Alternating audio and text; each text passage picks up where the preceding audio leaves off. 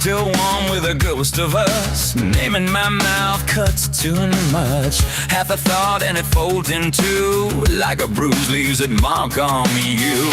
Don't hurt in my shaking hand. Know something I don't understand. Like ghosting at the edge of me. Something there that I just can't see. You hear that too? Or is it just me? Downside out, downside out. I need to go where I don't belong. Downside out, downside out. I need to go where it feels so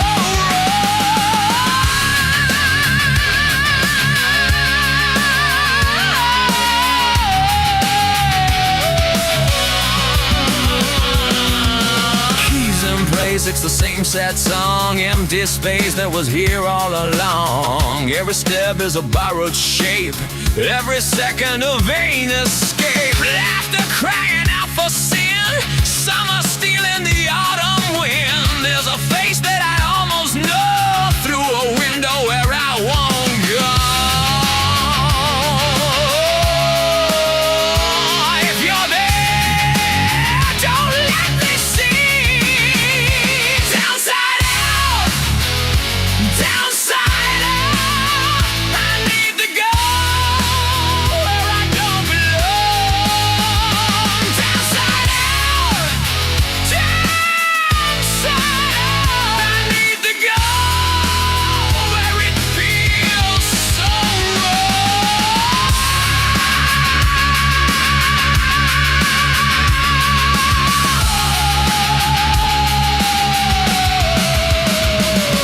Check. All right. About ready to go. Yeah, that's right. All right. Mic is good. YouTube, Twitch, Substack. Oh, Insta. Is Insta up? Hold on. Now it moves in the things I do in my hands and the way I there. There we go. Instagram is live. All right. I got it all together. That's what's up. I mean, I'm not counting my chickens before they're hatched. So just nod your head. If I reach, do you disappear? Can find you at the other end. Don't touch the door. Don't touch the door. If it opens, there's so much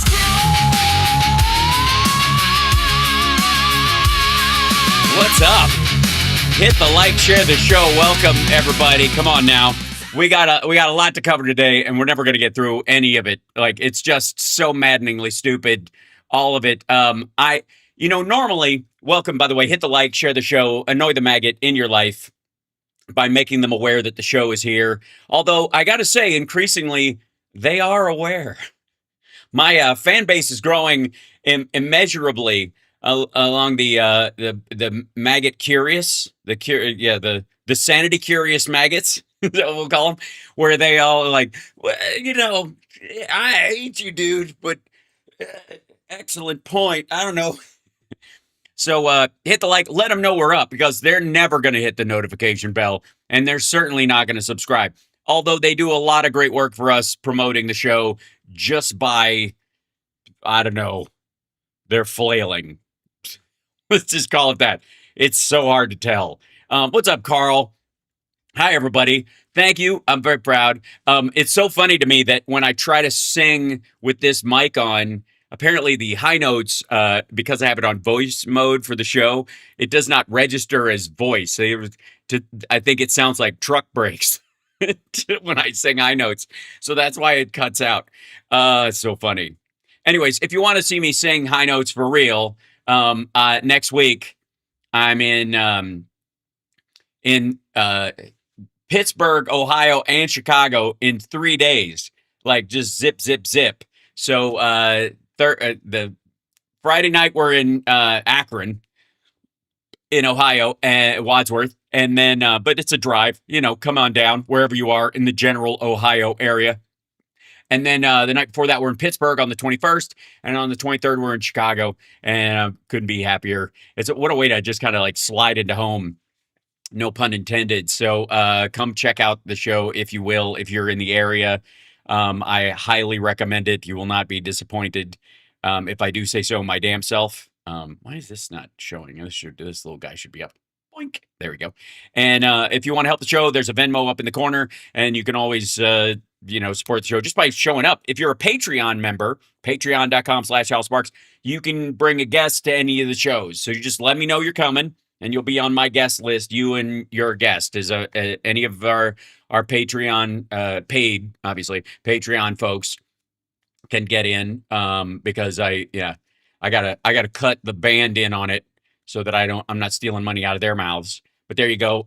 Thank you, Francie. I hope to be in all your neighborhoods. Look out, very very soon. But the primary one is where this is our first time in Ohio. It's also our first time in Pittsburgh as a band. But I've been there. I might have to wear my Zoltan Pirates jersey. I think I'm gonna have to bring it with. I mean, I gotta. And then, of course, Chicago, we played there once before, but this is, obviously the Ohio one. I was born in Cincinnati, raised in Kentucky, though. My mom went to labor while she was visiting my grandmother in Cincinnati. So it was the nearest hospital without chickens in it. So that's why I was born there. But I was born in the same room as my mother when she was born, obviously, on her birthday, which became my birthday, which became our birthday. September 25th, and I was in room number 5 at Christ Hospital, in Cincinnati, and of course, yes, there was a comet, so I am special, and get used to it. And I'm not saying that I live a blessed life, but if you cross me, lightning could happen. I'm not advocating it. It's just fair warning. Being mean to me is like kicking a gypsy down a flight of stairs. It's it's not a good idea. It will come back to haunt you. Maybe literally, we don't know. So, all right, let's go. So much to cover. Now, normally I would jump right in and kind of introduce you to this week's maggot flailing in the news. But one of the things about Trump basically screwing up on all fronts, obviously the Epstein files are not going to continue to come out with any help from him or his DOJ. So they're going to have to be pried out of their cold dead hands, like Charlton Heston's rifle, I suppose.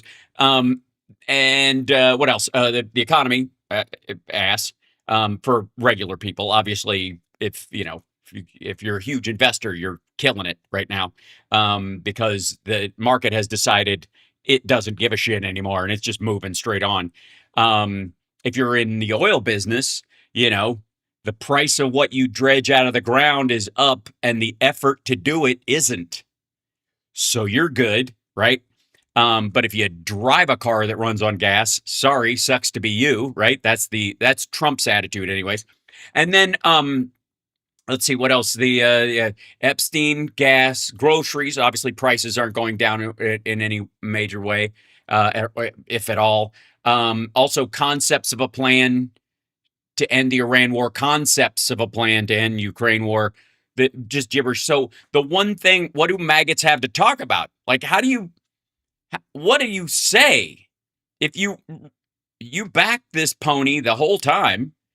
And for that, we'll go straight to the prime example, the most miserable man on the internet, ladies and gentlemen. It's Greg Kelly, the one cover story. Are we alone? Well, it's a deep and difficult question for all of humanity. It's something that poets, scientists, philosophers, and theologians have pondered since time immemorial. But when it comes to Greg, yes, Greg, you're alone. The rest of us might have kin in outer space that mated with apes and made all of us or something like that. But you specifically are very much by yourself. Also, this is a mess. The gray alien, which is not a really great representative of grays, these smattering of galaxies, the shadow of the astronauts on the moon with the thing that they may have seen up in the horizon, which is that box up there, and then a bunch of documents like the Mar-a-Lago raid, and all the documents that Trump kept laying it about. This is shit. No wonder you look confused, Greg. So Trump did this idiotic release, which I downloaded, of course, because I'm like that. And Greg Kelly, do the UFO files actually mean anything? They gave him 4 minutes and 34 seconds to decide. That's how long this clip is. Mercifully short, as all the Greg Kelly clips are, because everyone at Newsmax knows that his watch minutes die off after 2 minutes. This is maybe there's some stragglers. I'm sure he's got some blue hair fans, with his whatever this big boy meets televangelist hairdo, right? It's gotta. Okay, so here you go. This is, do the UFO files actually mean anything? And I will tell you, hang in there to the end of this clip, because I'm going to show you how much they mean to me with a little bit of what I would call UFO tofu theater. That's all I'm going to say up front. You got to hang out. So what do you think? Are there alien life forms visiting Earth from some faraway galaxy? Well, they're not visiting from a nearby galaxy. All galaxies are far away, dummy. Personally, I don't. All right, what was that noise that came out of his throat, right, as he throat burped right at that? Listen. Earth from some faraway galaxy. The little phlegm burp at the end of the.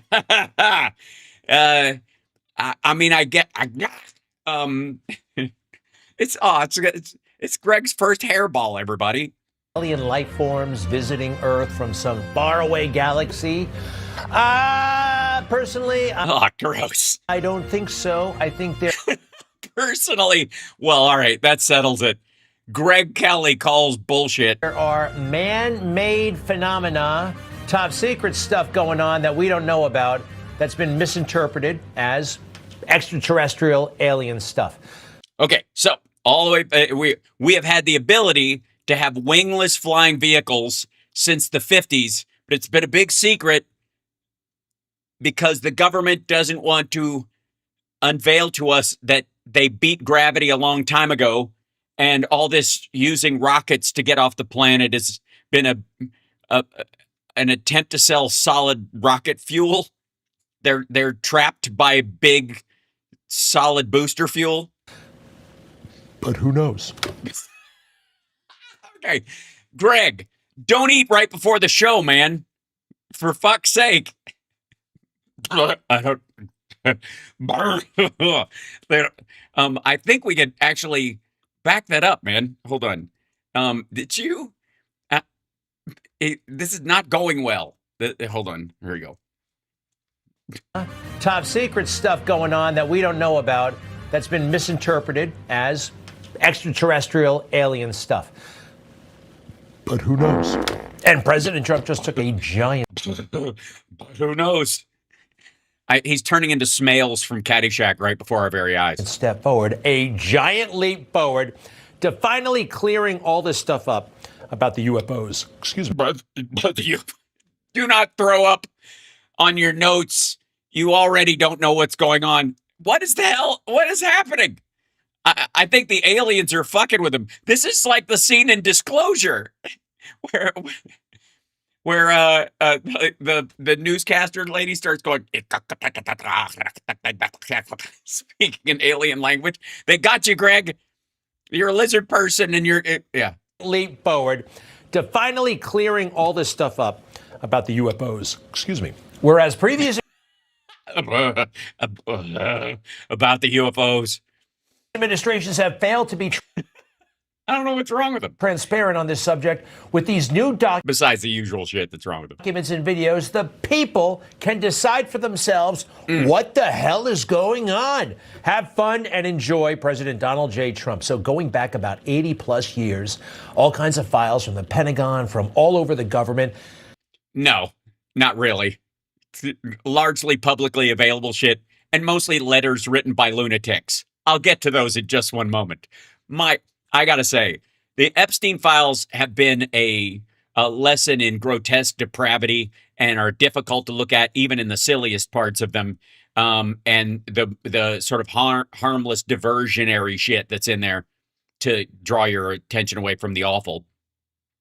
But there's some magic in the UFO files that I don't think any of you, unless you've gone through them like I have, you don't know what you're missing. Greg does, of course. Friends, family, a life. Have been made accessible to every person in America if they want. And it's on the internet, dickhead. Everyone in the world. And it's pretty wild. I've gone on the website. I'm going through it. It's pretty fascinating. These documents are extensive and they are secret, formally secret. You guys want to take a look at my files over here?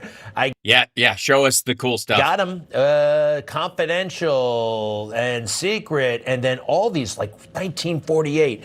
And it goes on and on. Most of the all the shit that's in Project Blue Book and the stuff that's been released before, stupid. are like reports of FBI's UFO sightings, usually by law enforcement. That's what I've seen so far. No, they aren't. And they're taking this stuff very, very seriously. No, they're not.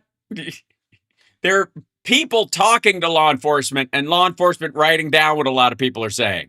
Aren't screwing around. And there's some stuff from military and law enforcement people that's in there, but it's by and large stuff that we've already seen before. Because, and all the reports, like anybody with a fucking Netflix subscription who's watched Ancient Aliens has seen most of this. Seem very, very credible. It's not like some yokel just called it in. I saw something funny. I mean, not to say that guy didn't see something funny, but this is like all government stuff. It is not all government stuff. It's very interesting, and it's very interesting. They also. But it's not interesting for the reason you think it's interesting. Released some new videos that I have not seen before. Some I have, but actually, have you seen this one? Look at that little orb. You see that orb? Yeah, it's going on a slalom through what looks like, apparently, while these things can kill birds and give whales cancer, they cannot stop a UFO. So, swings and roundabouts. Every cloud has a silver lining. Orb flying in the windmills there. This was in 2024, somewhere in the Indo-Pacific. Now, what is that thing? Is it a drone? Maybe. Let me guess. The footage will be in a documentary about wind later on. But for whatever reason, they don't think so. I could be a drone. You never know. But it's going very, very fast. We don't know of drones that It's a very fast drone. travel quite that fast. Yes, we do. It's also pretty cool with what is that, fog or cloud cover? Something like that. Yeah.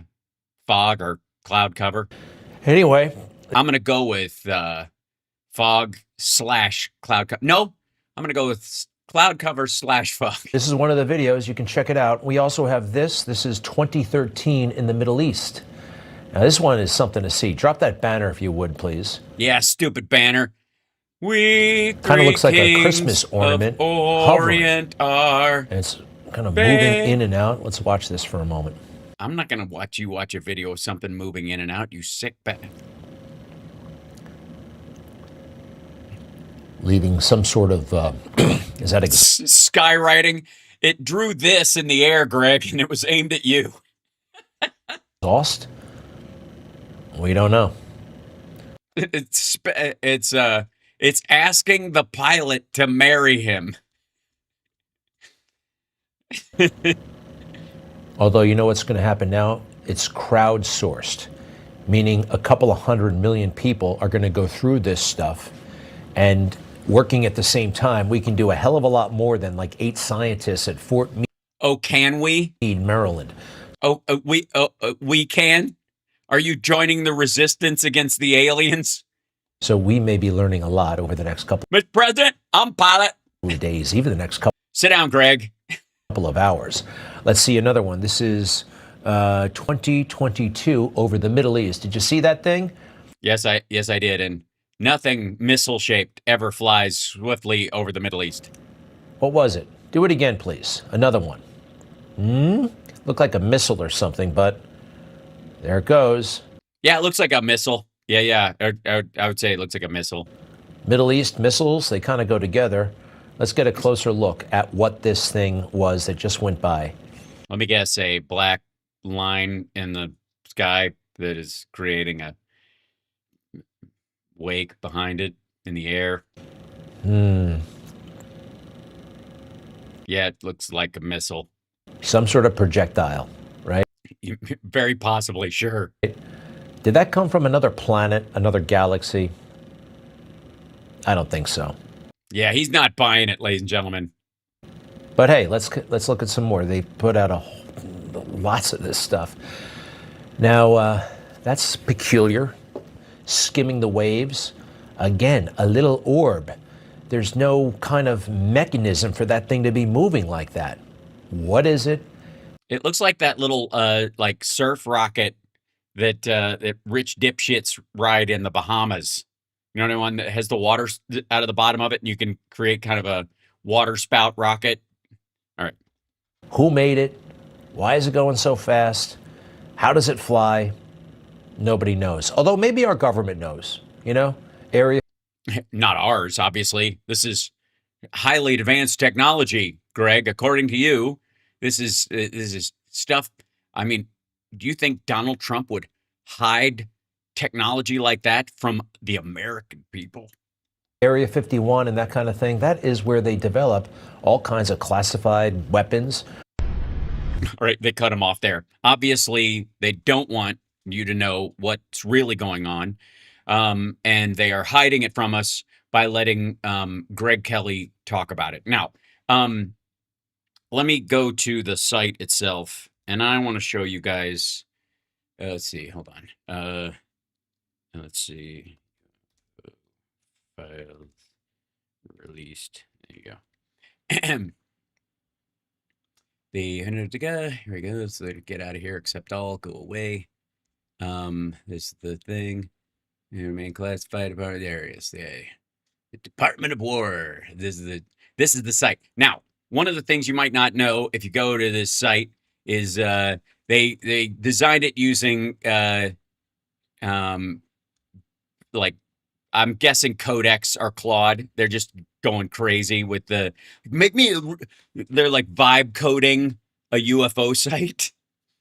And up here, I think, let's see, there's a let's see, scroll this down. I'm gonna move this down for you. It's longitude and latitude. It's the Pentagon. It's actually not even the Pentagon. It's a Popeye's chicken, I think, in the middle of the Pentagon, if I'm not mistaken. Hold on.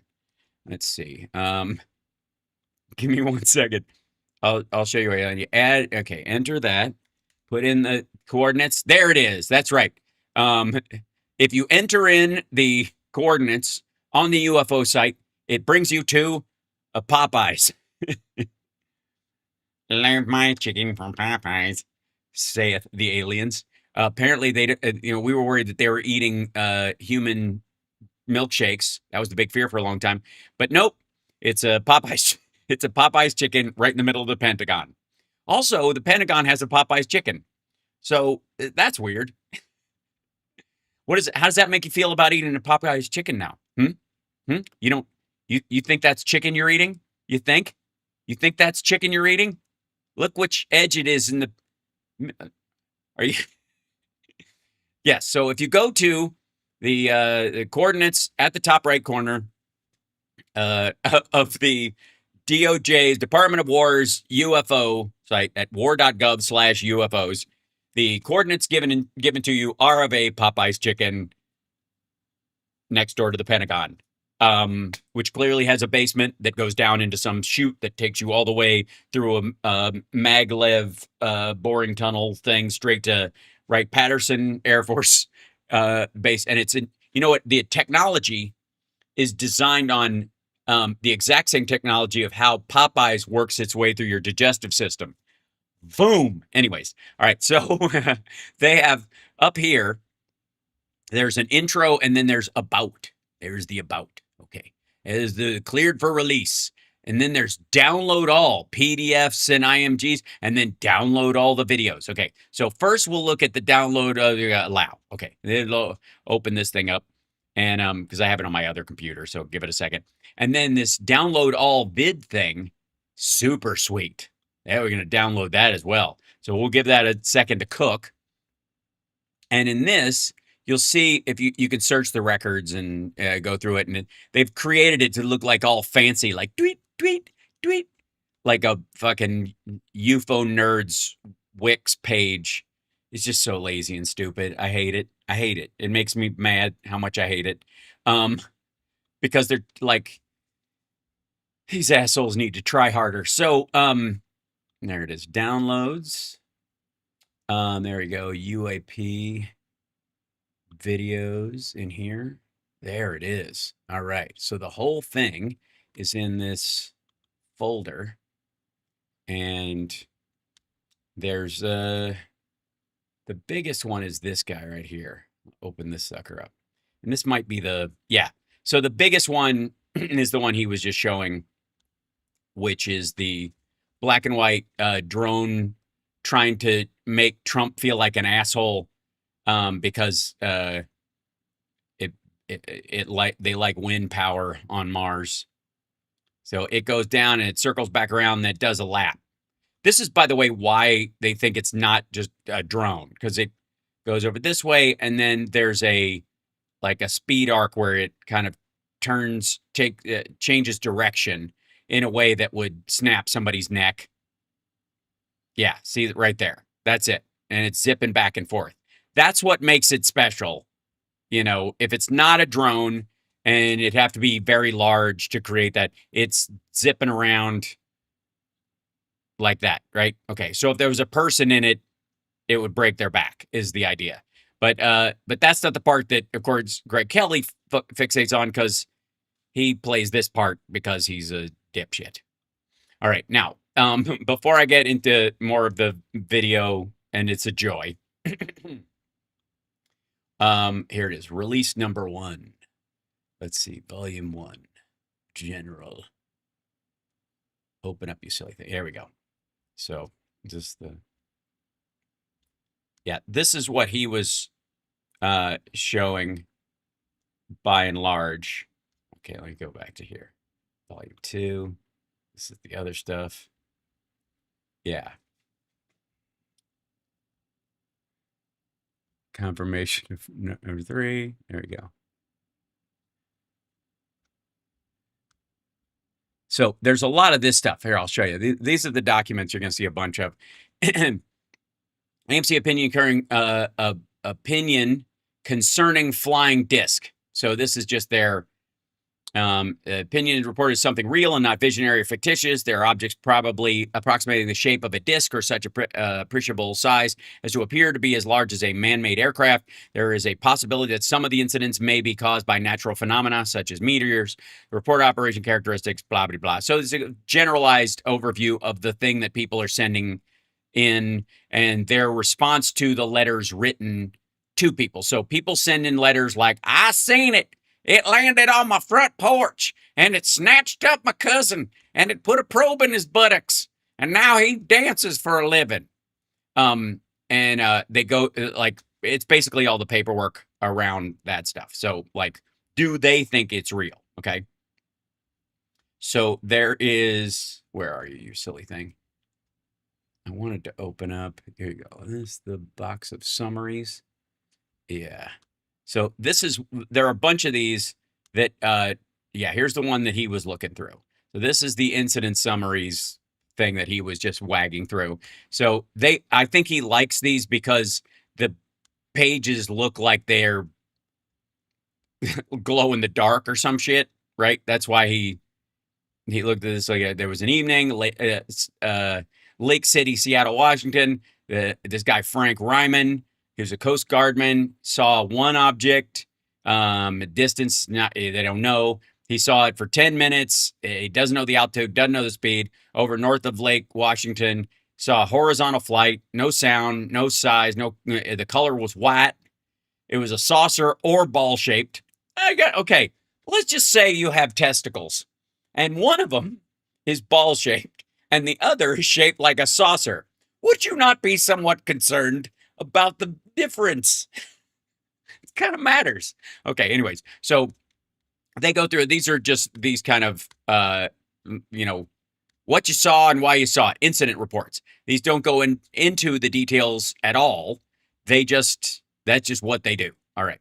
So there is, let's see, $7, $1. Let's see, the biggest one. Get back up here, you silly thing. Okay. So the section 6, I think is yeah, here you go. All right. So there's a bunch of these. Screw this down. And I've got to straighten this out. There you go. Because these are, these are old documents. So here you go. Boink. This guy right here. And you gotta love the font on these things, folks. This is impressive, and that everybody who's read it has signed off on seeing it. So there's this old kind of way that they used to handle this stuff. Malad or whatever, these kind of things. Yeah, Dr. Paz submitted an analysis of various observations. These other people look at them. Director Special, there's attached here to your consideration, attention, copy of self-explanatory letter dated August 29th, 1950. So there's a letter attached from this, and there's a memorandum about the letter that's attached, and some of this stuff is like, we can't read that, asshole. Or it's the other side of the paper, and it got bled through. So U.S. Air Force is doing this stuff, is these kind of things. And there's where's the lady? So there was one, flying saucers. There you go. Sackville flying disc reported in Philadelphia during the late evening hours of September 26, 1950. 2 Philadelphia police officers observed a peculiar phenomenon on Bear Boulevard near 26th Street when they saw a round object about 6 feet in circumference slowly float down to the ground. The object had the appearance of a parachute, landed in a field. It being so light, it did not even depress the weeds in the field. The object was lavender in color, described by the officers as dewy, sort of like soap suds, and evaporated within 15 or 20 minutes after it landed. I had no idea that that the alien showed up for a suds party.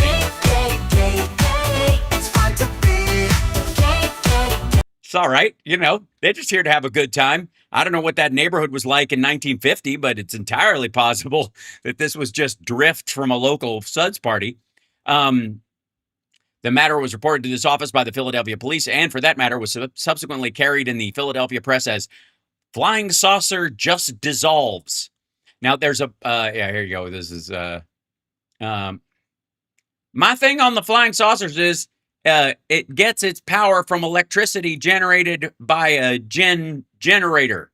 The generator is run from a revolving disc, therefore giving the flying saucers a disc-like appearance. Well, sure. Yeah. By the use of gears, the revolving disc is able to generate 10 or 20 times more power than is needed. The faster the disc goes, the more power. By use of the new lightweight electric motors, there is less weight and thus space taken. The revolving disc is in the side of a light shell. Forward motion of the ship allows the disc to revolve. Okay, this is just a note somebody wrote to them. Flying saucers. You are instructed to discreetly determine through appropriate, reliable sources of your office whether Frank Scully, author of the book, quote, below the flying saucers, unquote, is identical to the Frank Scully who has been actively engaged in communist activities since the late 1930s in the territory of your office. Hoover. Like, I don't give a shit this guy's talking to aliens, but if this son of a bitch is a communist, round his ass up. Okay, so sightings and all that kind of stuff and people and analysis, and then they talk a lot about the stuff that they saw or a picture of what they saw, and then it's full of stuff, but all this stuff has been out for years. through one source or another. And in some ways, there's some of it that I guess confirms the new stuff, right? Confirms the advances in these areas. Now, let's see. Is there a? There you go. Section 10. We open up this guy, the transfer call. Download it, and it opens up here at war.gov. Yeah, here we go. So this is the Bureau is strictly investigating it. Here you go. This is it. A letter to J. Edgar Hoover. Here you go. Dear Sir, I am a member of NICAP and am very much interested in UFO, flying saucers. Several weeks ago, a fellow employee received a letter, business, from Arizona with a stamp on the back, see enclosed. Being interested in UFOs, I asked for the stamp and sent $3 for the 12 issues of AFSCA, American Federation for Study of something aerial, whatever. Having received and read my first issue, I feel it isn't just what it appears on the surface. I can't say just why, but with my limited idea of how communists operate, it strikes me it is backed by them. My reason for writing this is that I consider myself a true American. I am told my ancestors go back to a great-great-great-grandmother who was an Indian squaw, and I'm proud of it. If by writing for this AFSCA report, my name could be in any way be aligned with the Communist Party, I would like to know if there's any way I could get things straightened out. I may be all wrong about my interpretation of this report, but I'd like to be sure since I expect I will get at other issues as they come up.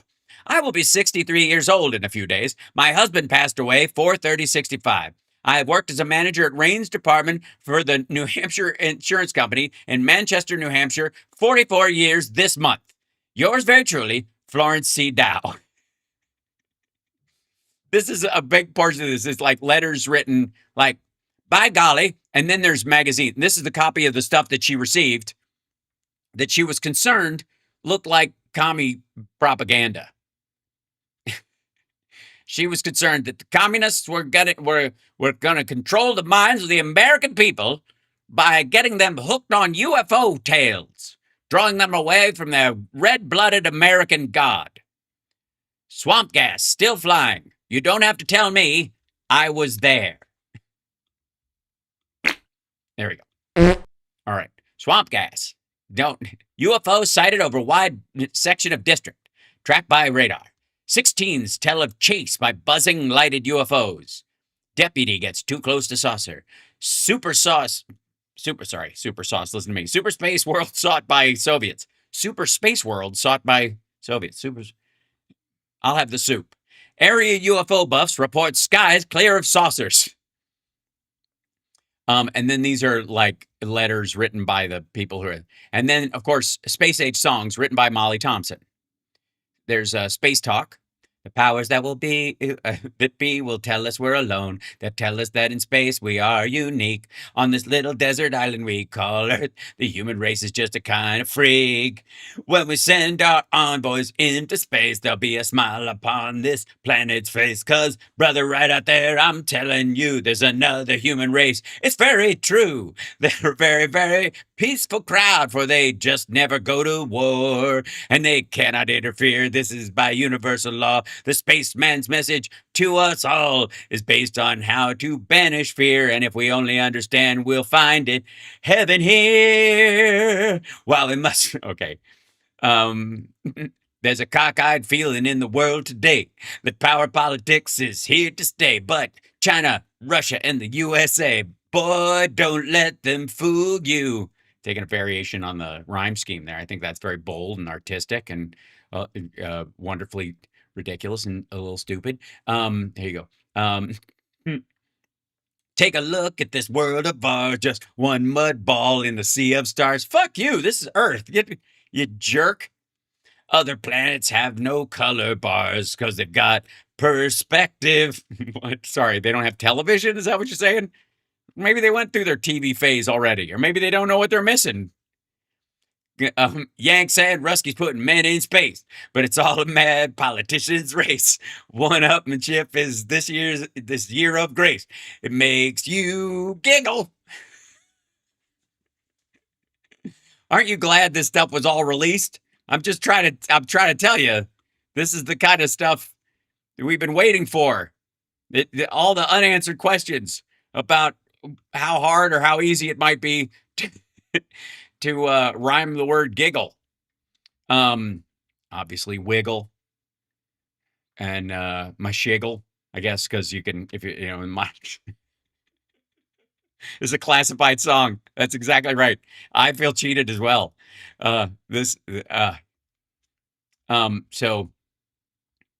the new fireball raises an age-old question: do flying saucers exist? By staff reporter, The Wall Street Journal. Hold on, let's check in with The Wall Street Journal in December 13th, 1965, year of our Lord. They're back. The latest was cited a few nights ago by residents and pilots in the northern tier of the states in Canada. They described it as an orange fireball. The Air Force at first called it an unidentified flying object, but now thinks it was a meteor. Some other people call it a flying saucer.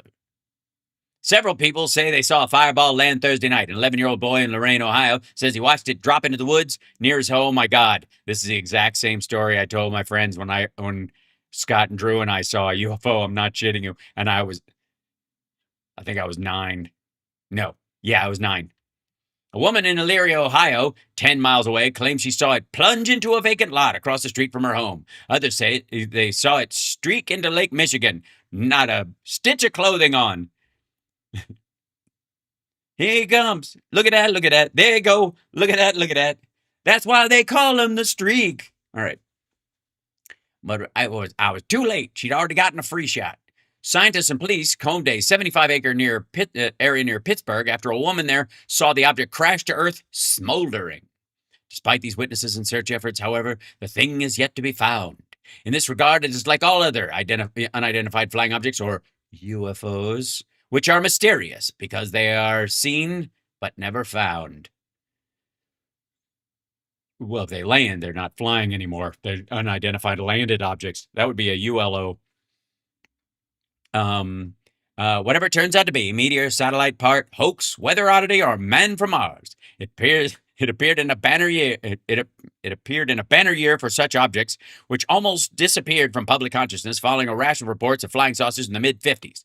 We've had more reports this year than in any year since 1957, when we had more than 1,000, says spokesman for Project Blue Book, the Air Force program set up in 1948 to evaluate reports of this phenomena. And by the way, that's where a lot of these files came from. So, ELO, right. It was the Electric Light Orchestra on their first tour. And by the way, this is ubiquitous across maggot tree everywhere. You want to know how bad it is in maggot world? Trying to think, and you know, because we've seen a bunch of maggots show up in the chat room lately, and they've had a real hell of a time. Like, they can't, like I said earlier, they can't exactly like go hang out in pro-Trump chat rooms and cheer on all the shit he's doing that he said he wouldn't do, and all the stuff he said he would fix that he's actually made worse. So of course they got to show up in our chat room. Where else are they going to go? So, how bad? It's this bad. Watch this. There we go. Yikes. First of all, I think both of their foreheads are proof that aliens exist. If you squint, they look like a couple of grays that are asking directions. Is there proof aliens exist? Miguel Sancho and Bill O'Reilly together again. To all the girls I've loved before, who've traveled in and out of my door. Right. There is a poll from YouGov. First question. How likely do you think it is that aliens have visited Earth in recent years? Define recent. Definitely have, probably have 47. Definitely have not. Probably have not 37, not sure 16. Okay, and then there's a News Nation poll. Great. I'm glad they're on it. News Nation, finally. You believe the U.S. government is hiding information about the existence of UFOs? This is a social media dream, this question. Yes, the government's hiding information. Wait a minute. Why are you going to lay it off on fucking social media? The report they just dropped had shit tons of news stories for years about the same stuff. No, 28%. Not sure, 28%. Both Presidents Trump and Obama have been asked about this. Roll it. I did have one very brief meeting on it, but people are saying this. I have one question. Who's the woman sitting at your desk over there in the other room? Seeing UFOs. Do I believe it? Not particularly. Do you think you'd know? Also, I'm not sure that the top of your head isn't a UFO. That looks stapled on. What in the ever-loving hell? This is first term, by the way. What is that?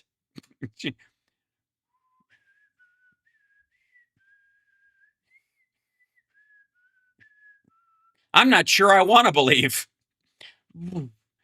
We saw this thing. It was unidentifiable. It didn't look like anything human beings could possibly create.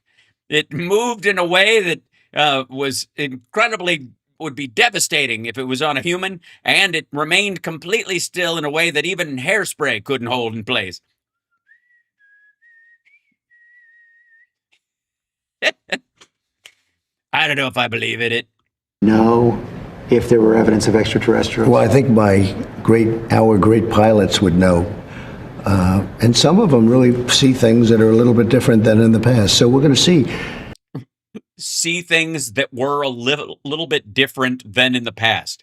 You know what? It's reassuring to know that he isn't totally losing his mind right now, that he was always losing his mind and talked like a fifth grader who'd been beaten into a near coma with a dictionary and therefore had an aversion to having a good vocabulary. But we'll watch it. You'll be the first to know. Are aliens real? He was, by the way, George Stephanopoulos was not the first to know. Just saying the real. They're real, but I haven't seen them, and they're not being kept in what is it? Area 51? Area 51. Well, they haven't been there for Obama. We know better than this. It's Wright-Patterson. And then, of course, they moved him to the big base in Queensland, Australia, away from everybody else. We know this. There's no underground facility unless there's this enormous conspiracy, and they hid it from the President of the United States. Okay. So both presidents, I don't know why Obama said there is. Because he's talking statistically, you dumbass. That it's mathematically impossible that we're the only life in the universe. Shithead. He didn't say they're here. He said they're not here and at Area. I've never seen them, and they're not at Area 51. That's for goddamn sure. He can't know an unknown on the rest of the planet. But statistically speaking, it's absurd that there isn't life in the universe beyond our planet. Dummy. That just doesn't. And that's alien life to planet Earth. That doesn't mean it's gonna get here anytime soon. Based on what? If you were a professional interviewer, you would say, "Whoa, whoa, whoa, whoa, whoa, whoa, whoa, whoa." The guy who he was talking to was a professional interviewer, in that regard. And also the whoa, whoa, whoa, whoa. Then what's your follow up, Bill? Okay, because I got a follow up for you, which of course is, what the fuck do you have to do to somebody to where they can blackmail you for $33 million, or that you have to pay them $33 million to keep quiet? What terrible shit could you do that would cost you more than $1 million, much less 33? You just said they're real. What does that mean? Means they exist within the realm of possibility in a non-negotiable, logical circumstance. They mathematically exist, period. Have they been here? Nobody knows, unless they're hiding from the president. You didn't say about. Now, I think the Wright-Patterson dodge, that's what you go after. You go, whoa, whoa, whoa, whoa. So they are at Wright-Patterson. But. Okay. So we're not getting anything, let's put it that way, out of the two most recent presidents. Which brings us to a new book called Evidence of the Extraordinary, Discoveries from the Series The Proof is Out There. Proof is out there. A book clearly you have not even opened. You haven't read the fucking dust jacket. And by the way, that's it. What the part you just read it's right there. It's the I don't know if it's a subtitle, but it's the all right. All right. It's written by a guy I know pretty well, Miguel Sancho. He is a News Nation producer now. He did the San Francisco thing for us. He did the San Francisco thing for us? Well, that sounds fun. No, that's not what you meant. I thought somebody had to do it for News Nation. Maybe the guy did the San Francisco. You know what? Maybe he was just in charge of making the rice-a-roni. That is always the other option for San Francisco, I suppose. He was a producer on that project. All right. He's worked for Inside Edition. I started Inside Edition. Right. That's where you yelled, "We'll do it live."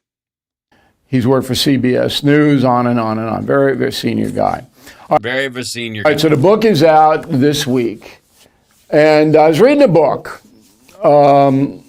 last night. I wanted to get No, I wasn't. spooky. What the hell?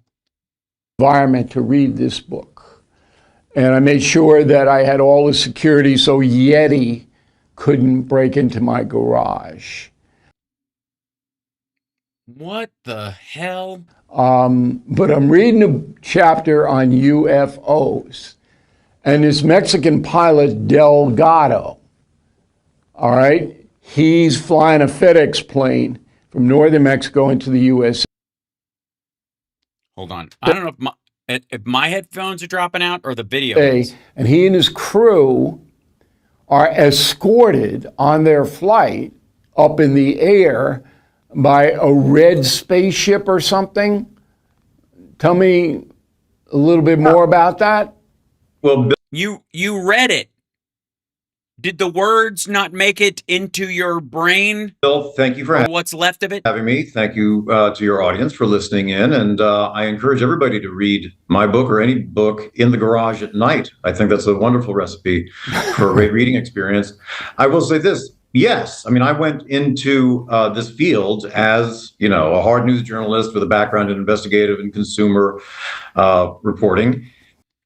Yeah, but I mean, Inside Edition, like, simmer down. This is like one step above PM Magazine. Sorry, I misspoke. One step below. And it was somewhat serendipitous that I started working with this program. And the first kind of aha moment for me was this conversation I had with Captain Delgado. This was back in 2020. And so he had this video that he'd shot when he was on this flight, and this very peculiar orb appeared off the port side of his Well, that sounds pretty judgmental. aircraft. I believe it was a 767, one of the FedEx cargo planes.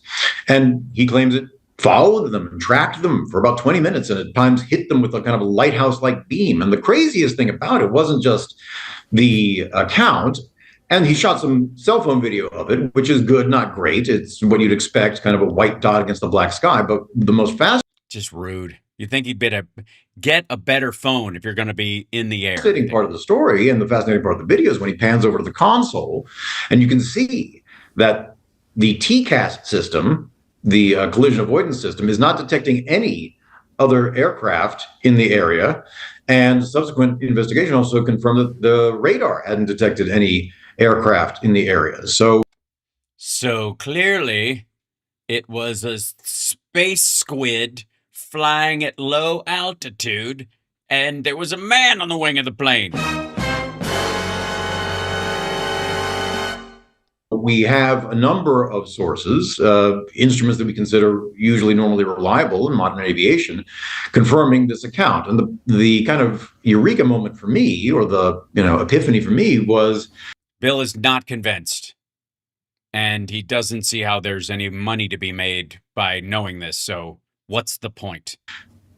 okay, this stuff isn't just being reported by kooks in their basement with the tinfoil hats or out in the desert, looking at the sky with night vision goggles, but people we trust with multi-million-dollar aircraft and people we trust with our lives and people that we would normally consider extraordinarily responsible and honorable.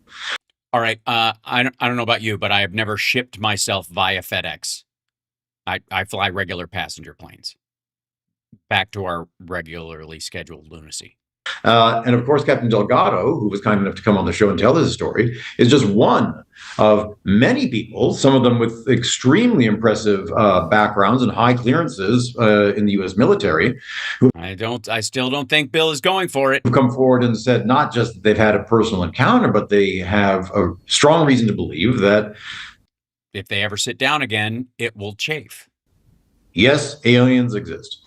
And further, that they've come here, that we've tracked them, that the U.S. government has encountered them, and that there's an ongoing crash retrieval and reverse engineering program that continues to this day. And that's what people are hoping will be revealed when President Trump kind of dangles the promise of disclosure of Yeah, that's not what happened at all. Yeah. whatever the federal government has, whatever documents they have on UFOs. Well, he could use the diversion now, that's for sure. But I'm skeptical about this, as you know. You should be. So I don't really know what an orb is. What is it? Would be a round light object that is either physical or metaphysical, depending on what context you're talking about. They have been spoken of in terms of both UFOs and, of course, and alien, interactions, and in spiritual settings, proof of the people on the afterlife. I happen to think that if a multidimensional being reaches into our three-dimensional space, we like seeing fingers coming into a fish tank, thinking they are separate, not knowing there's a hand on the other side. Might see a cross section, kind of think of like an MRI of them reaching through our space-time, and the orbs are actually just like a slice of different parts of them. And the reason that they move around the orbs is the same way that if somebody did an MRI of you and you were standing like this, the orb would seem to move as they went through the slices of your body as they move through our space-time. But I'm, what the fuck do I know? I'm just a scientist. What is an orb? Is that just some round thing that shows up? And yeah, that's what it is, Bill. Thanks. Well done. Is it red? What is it? What's an orb? That one was. An orb, indeed. So yes, the UFO community has a whole classification system of every kind of type and design of UFO, similar that you might, have certain types of designs of automobiles. So of course you have the classic flying saucer that had its heyday in the 40s and 50s and has still kind of gone out of vogue since then. So they're not saucers anymore, they're orbs now. Yes. Orbs are much more frequent, and orbs, like the name kind of implies, they're simply kind of spherical, glowing orbs. So they're up in the air and they're round. Brilliant. I can see why this man has been in news for decades. Congratulations, America. You've just gotten dumber. Things, and they have lights on them. Sure, why not? Throw lights in. And the video that Delgado shot doesn't show you much. Now, there are other crew members that could have shot video too. Yeah, it's weird that they didn't. On his flight. I haven't seen any video that would convince me of anything coming out of that plane. Yeah, there's some video, but nobody knows what it is. Certainly there's no alien looking out the window waving at Captain Delgado. How do you know? Maybe the light overwhelmed the sensor on the phone. Also, I got to tell you, if you had technology that could bring you to Earth, you certainly could have cloaking technology or overwhelming radiative technology that would fuck up a photo lens, which, can perceive more than the visible light we see. So you could just overwhelm it with a non-visible light wave that, again, when we're looking at it, you can see something. When you film it, it's just a blob. Why wouldn't that make sense? That seems feasible technologically now. So I think this might fall under the category of people believe what they want to believe. That you want to believe there's an alien force and they come down here for a snack or why. But I'm still way out of your league. Is stupid beyond measure. Gross. Out there as far as being convinced is concerned. Something wrong with me? Don't answer that. Strong. But am I not doing my job? Yeah. What job would that be? We're still a little. Most of us are a little fuzzy on what exactly you fucking do. Well, the truth is, so you'd said earlier in the broadcast quite perspicaciously that UFOs have come back. And the question is why? Well, we know. We can answer that. There's two main developments that have sparked what I term in the book the modern UFO renaissance. One is the emergence of these videos. And I don't just mean the Captain Delgado cell phone video, but these extraordinarily compelling military-grade videos with the telemetry and with the testimony of the pilots to back them up. Then why wouldn't Obama and Trump cop to that? Why wouldn't they say, yeah, I mean, I saw this. It was one of our top This is painful. pilots, and they brought it in, and now I'm convinced there is some orb chasing people around. Yeah, that sounds about it. That's the best description I've ever heard. Who needs the X-Files? This is fucking riveting. Right, because there's still debate exactly what these videos are showing, right? The Pentagon, under pressure from what is now kind of this emerging UFO lobby, or this emerging UFO constituency, special interest group, is UFO pack. now working, or has established, I should say, an official investigative agency. It's called Arrow, the ultimate. Which is the name of the construction company that built Space Mountain. I'm sorry. Excuse me. Is the name of the company that built Space Mountain. So, and also, those are the documents you need in your plane when you fly: airworthiness certificate, the registration, the owner's manual, and the whatever the W. Domain Anomaly Resolution Office, and they are here to investigate videos such as this. And many times they will try to at least come up with a prosaic explanation that what appears to be a UFO or an alien craft is in fact. Which, by the way, they often will say ball lightning. And as a man with testicles, that phrase hurts me. A sky lantern or an airplane going the other direction or a drone that happened to be shot or an artifact of the camera. Mm-hmm. But there are those that they cannot resolve. No. It's often the case that they say that that is a result of having insufficient data, which is a legitimate response. And they go further to say that they have never, to this day, come up with conclusive proof of alien technology or craft. And yeah, that they would talk about. You're right, Bill, that there's certain skepticism that is, I think, required. Thank you, Boso.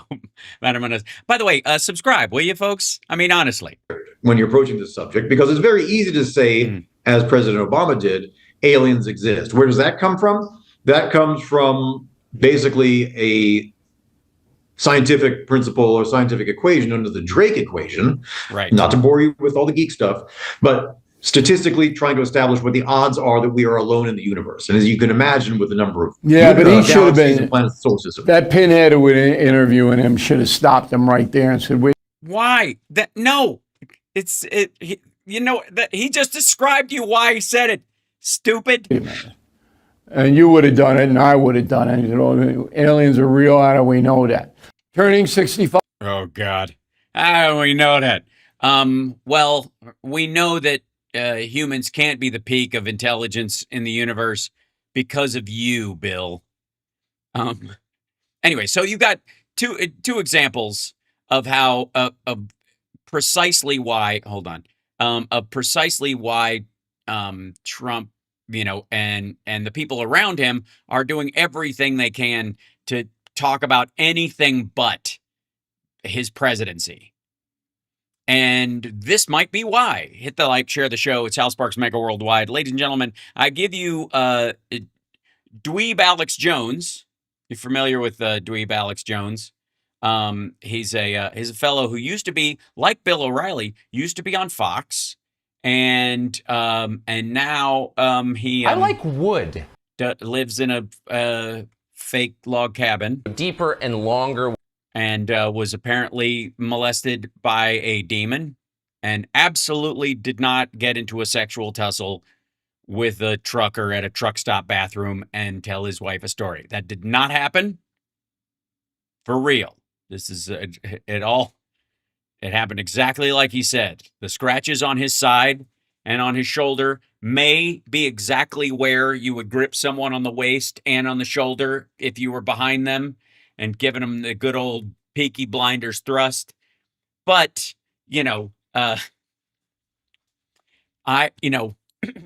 that's just a coincidence. Just a coincidence. And by the way, it's my second favorite religious story besides the Kirk Cameron banana story. Those two stories are my favorites right now. All right, so here we go. So, this is support for Trump just fell off a cliff. You would think the people in charge of the country who are benefiting the most, the people like Bill Ackman who think it's been a really good war, would be very concerned about this, and they would not want to put any more economic pressure on this beleaguered population, and particularly on young. Oh, yeah, sorry. You're under the impression that Trump gives a shit about the Republican Party or anybody afterwards, when instead of them just going, fuck it, we're feathering our nest, we're going to make our money and move outside of the domain of the United States and let it collapse. That's Trump's whole plan. You don't think he's going to be able to build more buildings in the United States, do you? You don't think anybody's going to stay in those fucking dumps? They're going to strip the name off of him as soon as he's no longer president. I got news for you. So the only chance he's got is to build stuff in foreign countries, and so he doesn't care what happens here anymore. Young people who seem to bear the brunt of it. Probably because they have the least political power, so nobody cares what they think. Healthy society would be totally focused on what young people think because they are building the society that will outlive the current leadership of that society. Yeah, it's almost like you'd want school lunches and a good public education system and a child tax credit and support for parents, all that stuff that Democrats put forward. If you actually gave a shit about youngins, you'd have a plan like Harris had to build 3 million homes in her first term to increase the supply to lower the cost of owning a home in a very measurable way, instead of just bitching at the Fed. That society, but they're ignored. So if you were thinking longitudinally, if you were thinking about what's best over time for your country, yeah, you're assuming he is, your civilization, you'd be focused on them and you would not casually add to their burden.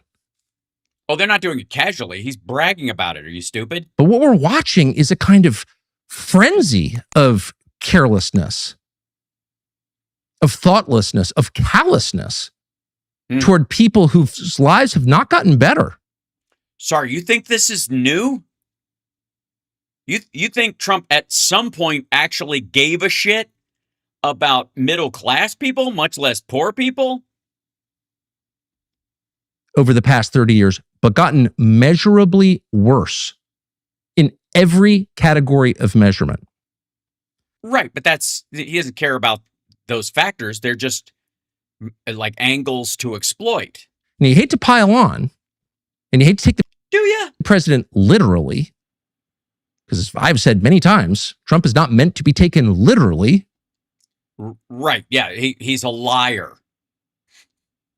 Sort of like that's the coward's way of him saying, well, that's not what he really meant. Reading poetry. Poetry. Refrigerator poetry if the fridge fell over. Theme is what matters. The feeling it evokes is what matters. I've made that argument. Yeah, and look where it got us.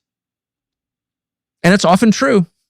Sorry, I'm supposed to take this as poetry. Namely the corona. Sorry, we go. Where's our Trump one? Here you go. Heard that Saudi Arabia and Russia will repeat your. So that's poetry. Action replays in magnified fortune. I'm supposed to just take this figuratively. The words work in mysterious ways. Free health care for illegal. Look. Right. Exactly. There's he didn't mean this directly. He was just kind of, it's the theme that matters when he says, we're going to be appointing very pro-crime judges. Thanks, Tuckums. But at some point, particularly when you're talking about hard numbers, the prices of commodities, for example, in the middle of a war that is affecting those prices, it is worth paying attention to the president's own estimates of the costs of this voluntary war that he started at the demand of Israel. So here's the president, I think yesterday. Also, again, he keeps doing this. Started this war voluntarily at the demand of Israel. Like Donald Trump has to do what Israel tells him to do. Well, why would that? What's the carrot? What's the stick? If there's a carrot big enough, then obviously he's got that. I haven't seen anything more than like a building, a FinSec, or a golf deal. The carrot's really fucking small. And if it's a stick, it's got to be Epstein stuff. And you backed a dude who could be blackmailed with that shit? Day, explaining his view on oil prices. I also thought oil would go up to 200, 250, maybe 300. And I knew it would be short term, but I thought it would go. I looked today, it's like at 102. And that's a very small price to pay for getting rid of a nuclear weapon from people that are really mentally deranged. It's 100. I thought it was going to go to 200 or 300. Right. And he says that because it already went to 100. It's going to go to 150 at some point because he's not leaving anytime soon. And so he's got to push the number that he thought it was going to be well outside the realm of what he thinks it's going to be until it reaches that number. And then he's got to keep pushing the number further and further. You asshole who helped make this happen. Really? What would $200 a barrel oil mean? Well, we've never had it. We've never had and these are adjusted numbers. We've never had $200 a barrel Brent crude, period, in world history. Yeah, we never had electric cars either. The biggest problem that he and his buddies have is demand destruction. But what would happen if we did? Well, I don't know, $10 a gallon for unleaded at the pump? As opposed to? More for diesel? Much more for jet fuel? What would that mean? Well, it would mean inflation, possibly hyperinflation. What would $300 a barrel oil, which the Why stop there? president said he imagined we could have? What would that mean? Well, it's not even worth guessing because no one's even modeled it out. No one's even taken the time to write out the formula or guess as to what effect $300 a barrel oil would have on human civilization. Well, obviously, it would be very devastating in the developing world. In the developed world, it would be the last straw towards electric vehicles of every sort, not just commuter cars, but any kind of passenger vehicle at all, buses, maybe natural gas for a little while because we have a lot of that because of shale and because of the natural gas explosion, and then everything but airplanes. But you can be absolutely certain it would be the end of a lot of things that we take for granted. Certainly air travel, jobs. It would be a true disaster. Well, it would be rural devastation first and foremost, because again, the people who have to travel the furthest for groceries and for work would be affected the most. People who live in the cities would be affected the least. It would push towards, almost like a moonshot level of public transportation in all the major cities immediately. On the level of, I don't know, a national tsunami or hurricane, it would affect every person in the United States making less than $1 million a year. It would crush people. Already at $100 in the US, $100 oil, you just heard the president say it's 97, something like that. You said 102. We watched the video. You played it. People around the world are worrying about famine because, of course, oil is not just used to produce gasoline and jet fuel and asphalt and kerosene and all the familiar products. It's also used to produce fertilizer, all kinds of petrochemicals used in manufacturing, but fertilizer. And without it, crop yields go down. Gee, now this whole Ukraine thing seems to matter a whole lot more. And people starve in the most populated continent in the world, which would be sub-Saharan Africa. So already, again, This sounds like Stephen Miller's plan. You are seeing a massive human cost, not well reported in American media, to a relatively small spike in global oil prices. And here you have the president saying, I thought it could be $300. That's like saying, well, I thought they might drop a neutron bomb on Chicago, but, I was willing to risk it. No president should ever be willing to talk that casually about the economic destruction of his nation. He always did. This isn't new, fuckwad. You know what? The most aggravating thing about this is not that like he's waking up in some way to this. Trump has always been this way. Sorry, you think the guy who said, I like my heroes, I like people who weren't captured, gives a shit about the military? Or you think the guy who said, I could shoot somebody in the middle of Fifth Avenue and not lose any support, that what he's doing and saying now is somehow off the tracks? The justification for it. It's worth it, said the president, because Iran had nuclear weapons, and you can't let crazy people have nuclear weapons. So it's almost not worth rebutting that with the facts, which are as follows. Iran did not have a nuclear weapon. It did not have ICBMs to deliver that weapon here or anywhere near here. It did not have an active nuclear weapons program, and the American intelligence community, all 18 separate agencies, determined that conclusively after studying it for years, and with the motivation to find said nuclear program, they couldn't. Hey, asshole, how about we just skip that part of it entirely? Because, again, that piece of ground has been worked and reworked multiple times. We know. He even said he destroyed it and he obliterated it last year. So it's absurd on its face. And how about go back to the fact that if Iran needed to be, confronted about this for 47 years and nobody else had the guts to do it, why didn't he run on it? Why did he run on being the peace president, no regime change, no more forever wars, no more Middle Eastern wars, no new wars, right? All that stuff. Why didn't he just go, but, no new wars, no forever wars, no regime change wars, but I am going to go in and fuck up Iran? Why not? Because he was lying about everything, not just this. So no, Iran did not have a nuclear weapon. It was nowhere near getting a nuclear weapon, despite the lying you have often heard. That was not even... Sorry, the line you've heard from where? You didn't hear it from Biden. You didn't hear it from Obama. You arguably didn't hear it from Bush too very much. An imminent threat. It was not close to an imminent threat, despite the fact the Israelis had told us and the U.S. Congress for over 20 years that it was an imminent threat. That was a lie. But you have to ask yourself, even if... Well, no, there's no such thing as a 20-year imminent threat. Just for the record. If it was true, would that justify destroying the American economy? Would it justify, I don't know, driving 200,000 Britons into poverty in 2 months? And that's just the opening salvo. Would it justify a famine in Africa? Well, you shouldn't have thrown that one in, because the answer in the White House to a famine in Africa is yes, please.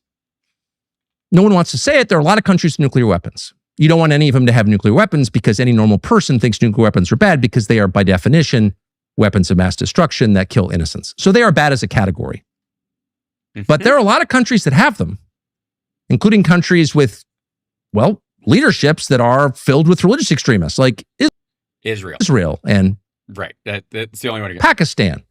Right. And in a way, North Korea. And the world has been able to continue for... Sorry, not in a way, North Korea. North Korea, the one benefit that we have is that North Korea is not a religious state. The reward that Kim Jong-un and his family seek is on this planet, in this life. Same as Vladimir Putin. We're lucky these assholes are hedonists, that they just care about their own pleasure and comfort. If they thought their reward was on the other side of this mortal coil, this mortal veil, we'd be fucked. But they aren't. They don't believe that. It's just defensive so they can keep... Kim Jong-un can run his own Epstein Island. For now almost 30 years with a nuclear on Pakistan. It's not ideal. Maybe we should have done something during the Clinton administration to stop it. But we haven't had... Like what? To destroy... Like this, but Pakistan? The American economy in order to do something about it since then? Of course not. And in fact, the deeper truth is that there is a kind of stability, as bad as nuclear weapons are, when rival nations possess them. Okay, so now Tucker's making the case for MAD in the Middle East. India and Pakistan.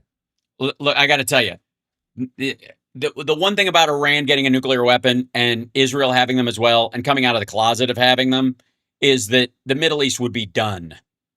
That the idea that anybody would want to, put money into oil going forward would be nuts. Like the biggest move the rest of the world could make is away from petroleum products for everything we possibly can, so that we're not leaving, the world economy in the hands of somebody who might get in a dust up like this. Which are countries with a long, almost 80-year history of hating each other and many wars in the interim, have managed to fight fairly bitter conflicts since 1947 without using nuclear weapons against each other. How is that possible? Well, the mutually assured destruction principle, which... Right, but in the case of Russia, for example, they use that as an envelope under which they can attack anyone. If you try to fuck with them, they'll nuke you. And so they've been able to do a lot of horrible shit because of that line. They use it as a shield, not to protect everybody from war, but to allow them to commit any kind of warring acts they want, because everybody's afraid to tip that card over. Which, as ugly as it sounds, is real. It's absolutely real. What you don't want is a nation that feels no constraints whatsoever, that feels it can do whatever it wants. It feels it can roll into its neighbor's sovereign territory and expel the population and kill people. This is exactly, we thought, the lesson of World War II. That's bad. Yeah, Trump totally disagrees and said so during the campaign. But that's kind of what you get when you have a country that feels it has unconstrained power. It can do... Oh, you mean like Russia? Whatever it wants. Right. Ukraine doesn't have nukes. So your argument is Ukraine should get nukes right away. And that Bill Clinton, while he was taking nukes away from Pakistan, should have given Ukraine their own nukes. What does it tend to do? Well, whatever it wants. And so you could at least make the case academically, even if you disagreed with the whole idea of nuclear weapons and thought they were probably... that Ukraine should have them. Inherently evil. Even if you wondered where they came from in the first place, even if you had dark suspicions about the genesis of nuclear weapons, and some of us do, you could... They were summoned by a demon. Still make the case on a pragmatic basis. Who, by the way, is a great piece of ass. That, look at the effects. Look at the effects. They are less bad than this. No, not so much.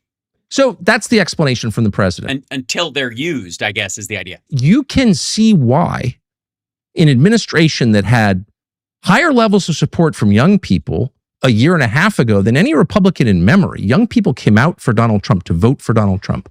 Why did they do that? Because they're stupid. Dissatisfied with the system as it is. No, because they're young and they're easily manipulated. That's one of the aspects of young voters anyways.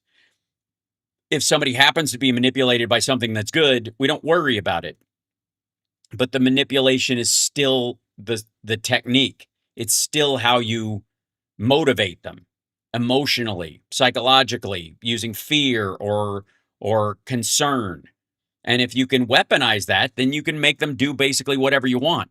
And it's easier on younger voters. They understand it is rigged against them, because it is. And they felt that here was one man strong enough to stand up against that system. Right. And not the guy who passed an infrastructure act or the Chips and Science Act or the rescue package or the child tax credit or his running mate who was going to build more homes and continue to have policies that would have lowered inflation for them. Yeah, let's be abundantly clear. Maybe they thought that, this group you're talking about, but they were fucking nuts to believe that. And the only thing that we can hope for is that in their maturation process, they will come to their senses and go, oh, okay, now I know what flim flam looks like. They tried to put him in jail. They tried to impeach him twice. Here was a guy who understood what he was up against and would take it on and was... No, he didn't. He cost the American taxpayer somewhere in the order of like 350 years of presidential salary going to his own fucking properties. There is nothing about his presidency that is aimed at helping young people get further with less. And was brave enough to do that. Brave? What the fuck are you talking about? And a year and a half in, what they've seen is a guy who got in office and immediately took the side of the people who persecuted him. Sorry, he's not. No. Yeah, what side? You think these are Democrat policies? He didn't come in and take the side of the very people who were trying to put him in jail. This is what he was trying to do last time, and he just went further with it. The only thing that slowed him down was fucking COVID. He literally screwed that up so bad that it ate up the last year where he was going to, do the most egregious tax cuts, start this tariff nonsense. For the preceding 8 years, he took their side and became their most valiant champion. Also, I think he means Netanyahu or Israel or some shit. And began to persecute their enemies as he himself had once been persecuted. My God, this is almost biblical in its allegory. He switched teams. Well, I mean, if anybody knows about switching teams, it's probably Tuckums. I'm just saying. I got to find a faster way to do. I have way too many sound effects to do these. I like wood. Right. Deeper and longer. Okay. And they look at this and they may not understand all of the details. Nah, because they're young and stupid. You tell them. Tell them, Tuck. But they look at. By the way, you fell for it too, you dumb son of a bitch. You stood on stage with them. You can't shit on young people for voting the way they did with the limited information when you participated in the bullshit parade. Look at this in horror, and they feel betrayed. And that is obvious from the polling numbers. And these are polling numbers that are so stark that you can't actually lie about them. You can't spin them. Yeah, they can. They've been doing it all week. They've been doing it for months, really. Trump's drop in support among voters under 30 is precipitous. It's off a cliff. Gee, it's almost like the charts of the market manipulation he did by making up stories about Iran accepting the deal. And, buy low, sell high, I guess. And there are a lot of reasons for this. The Iran war, the refusal to release the Epstein files. The cost of groceries, the cost of gas, home ownership. The mounting debt that most of them carry. Fuck you. You were against the relief from student debt in the first place. How's your average 27-year-old, 5 years out of college? Like you give a shit. Hundreds of thousands of dollars of debt. From what? From this 4-year college that was supposed to make the difference between getting ahead and staying in your hometown and stagnating in some dead-end job. Which, by the way, is a real thing. And I'd like to remind everybody, this asshole has never had a real job in his entire life. At all. Ever. Never wondered where the next paycheck was coming from. Not ever. Trust fund baby, even before he started working at Fox News. $1 million job at Fox News. So fuck off with this nonsense that you suddenly care about student debt. That kid likely has a negative net worth 5 years out of college. Most people do. All lawyers do. All doctors do. What the fuck are you talking about? And in many cases, they're told point blank, we can't hire you because of how you look. What? Oh, he means white people. Sorry. He means we can't hire you because you're white. You got a lot of debt and you're white. How do you think kids like that feel about Donald Trump? Well, you should talk to some. So the older you get, you should talk to some. I don't have to. Because I see them all the time. I don't have to seek them out to talk to them. Good Lord. Oh, yeah, we're zipping by. So support for Trump just fell off a cliff. He was relating that. Again, I don't pre-watch these videos, so you'll have to excuse me. But in that particular video, he's talking about youth. Don't even get him started on Latinos and like voters of color. Now, There's a guy on Peanut Butter Dickhead's show. This guy Robert Pape, who talks about this one. I'll show you the name of this video, and then we'll go to the other one because I've seen part of this one, and I don't want to cheat. But this guy Robert Pape is on Peanut Butter Dickhead's show, and there's apparently fireworks and a B-2 bomber that's flying really bizarrely low. Anyways, I think it's probably from a football game. Maybe that's where they got it.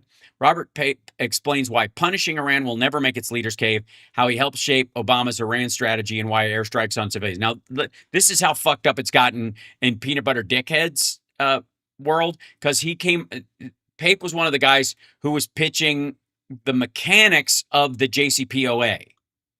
There's two things we experienced the last 4 years. Russia's going to attack Ukraine. Okay, Russia's going to destroy Ukraine. Yep. Didn't happen, right? Right. U.S., and Israel, they're going to attack Iran. Boom, it's going to be done because Venezuela, quick, we got Maduro, we're out. Oh, boom.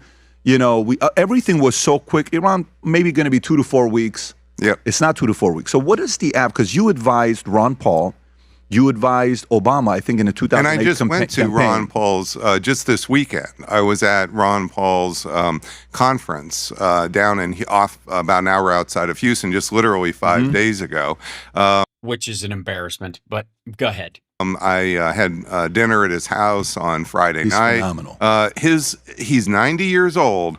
He is firing the white heat. He stood up for 25 minutes on Friday night and gave a spectacular, no notes whatsoever. I mean, unbelievable, getting rounds of applause on Friday night.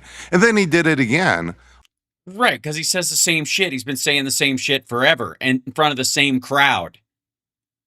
He might as well be up there yelling, "Get her done." On Saturday at noon.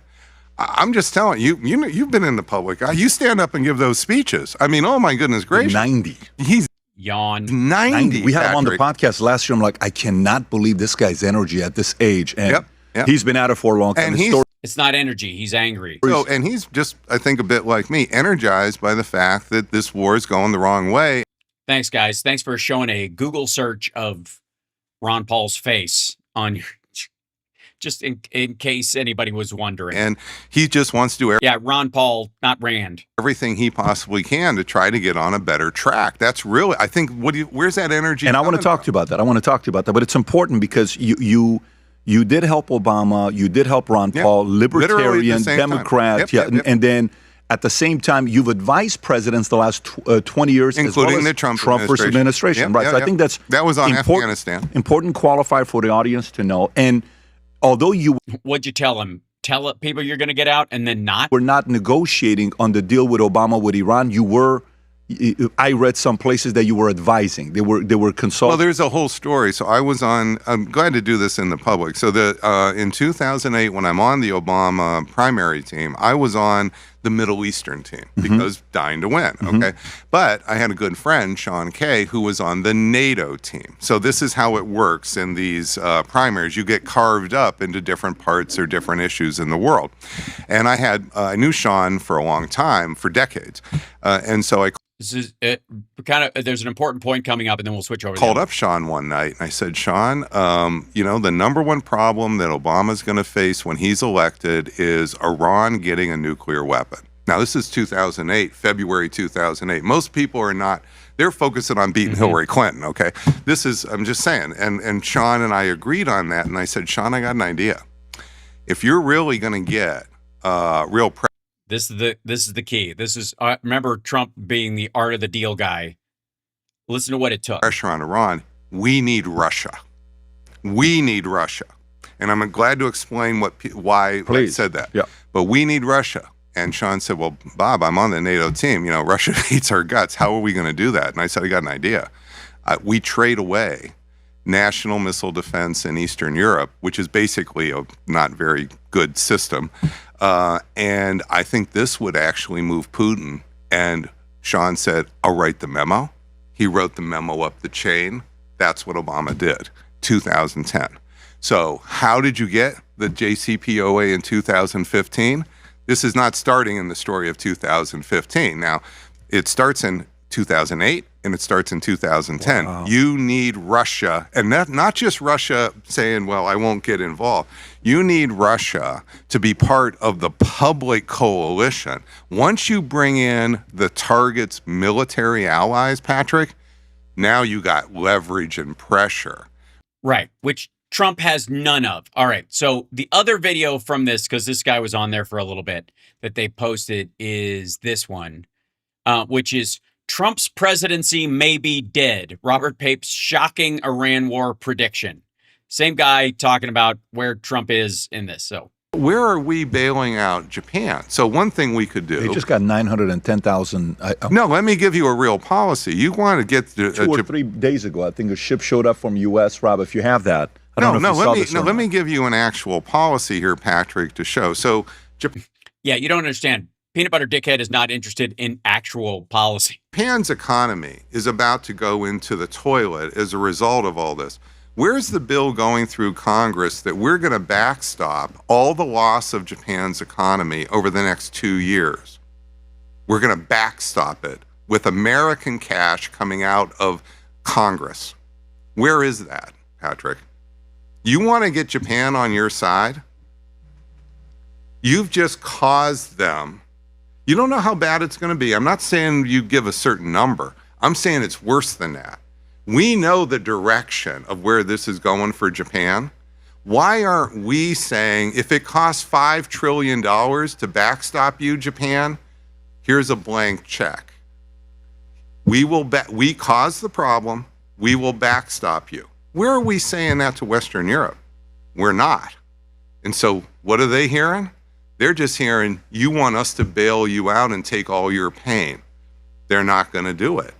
We're not even, it's not just we're not admitting we're losing. This is much worse than that. When we're talking about these leaders, this is power politics of the first order here. And this would be like companies. This is like you're getting in a deal with a set of companies and the leading company makes a decision that the whole group goes down.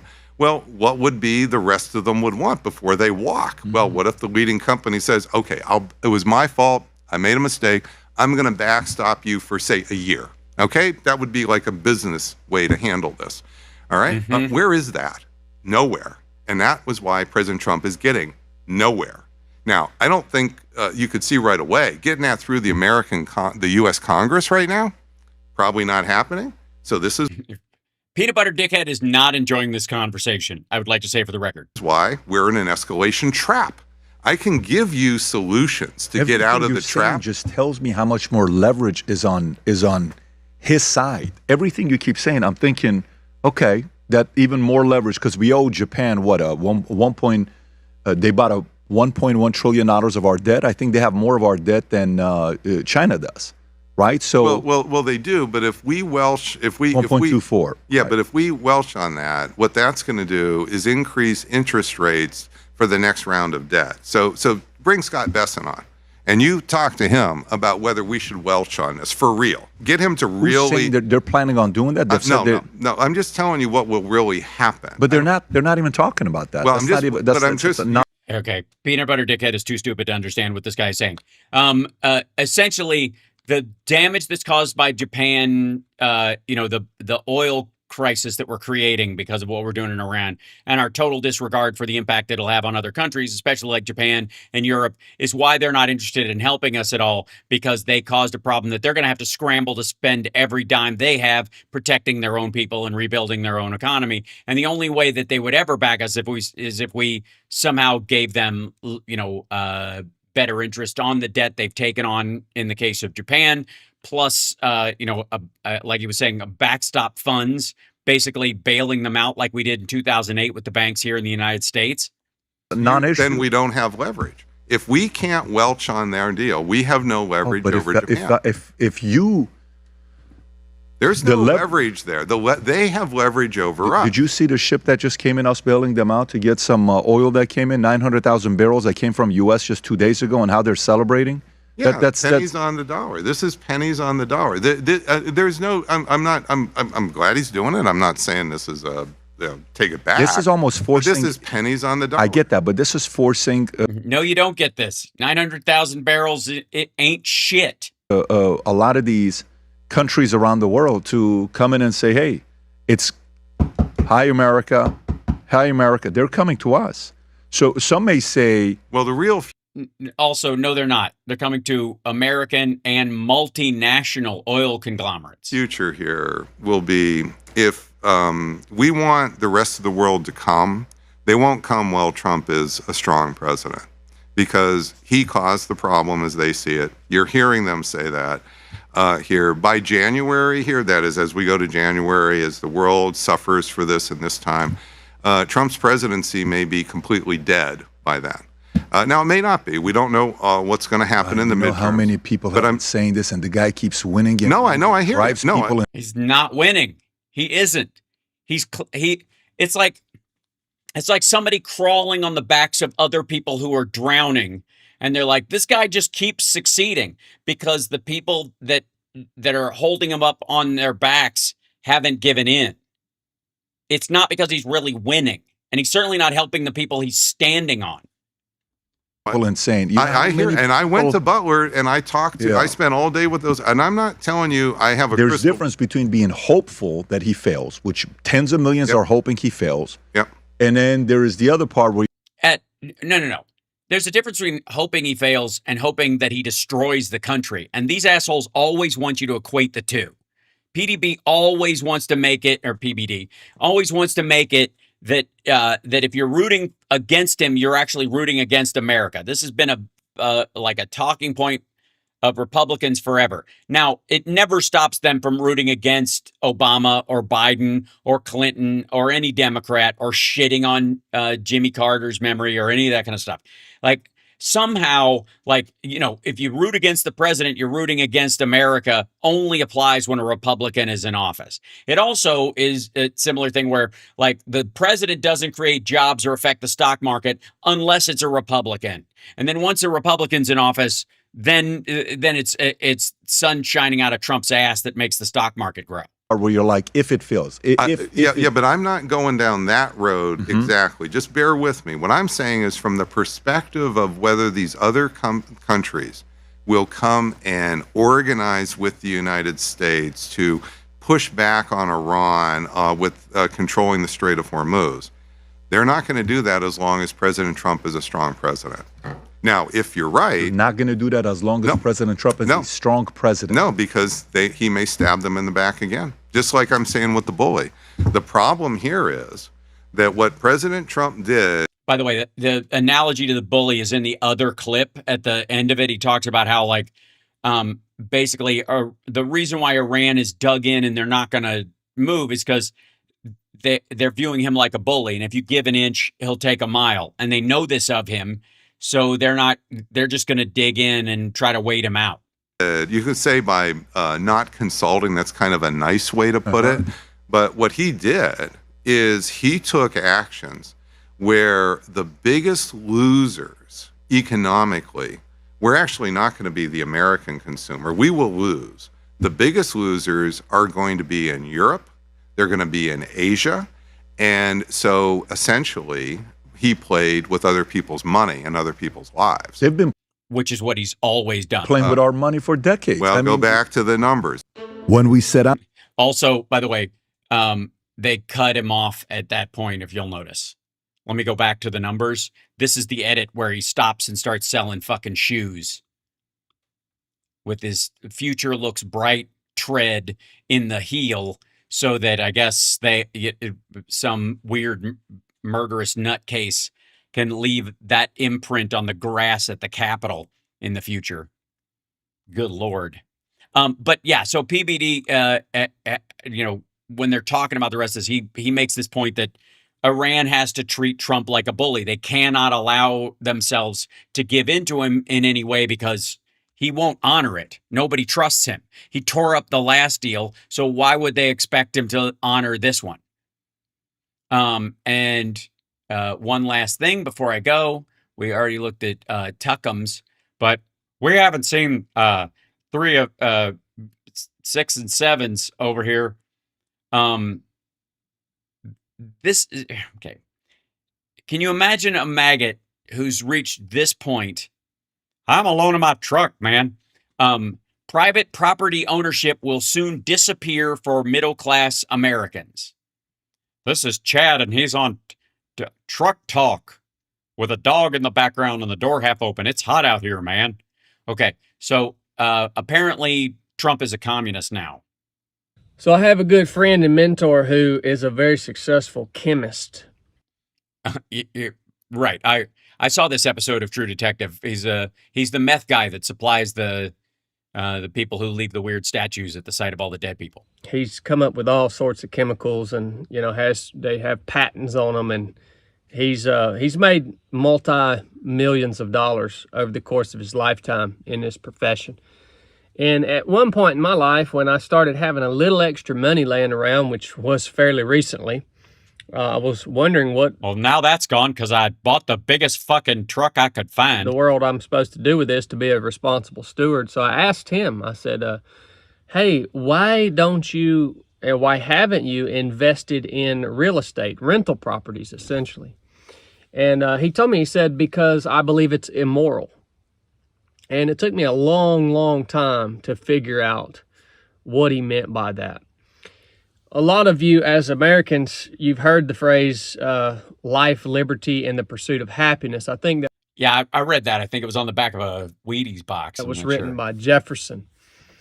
Now, the original phrase that was written is the pursuit of life, liberty, and private property.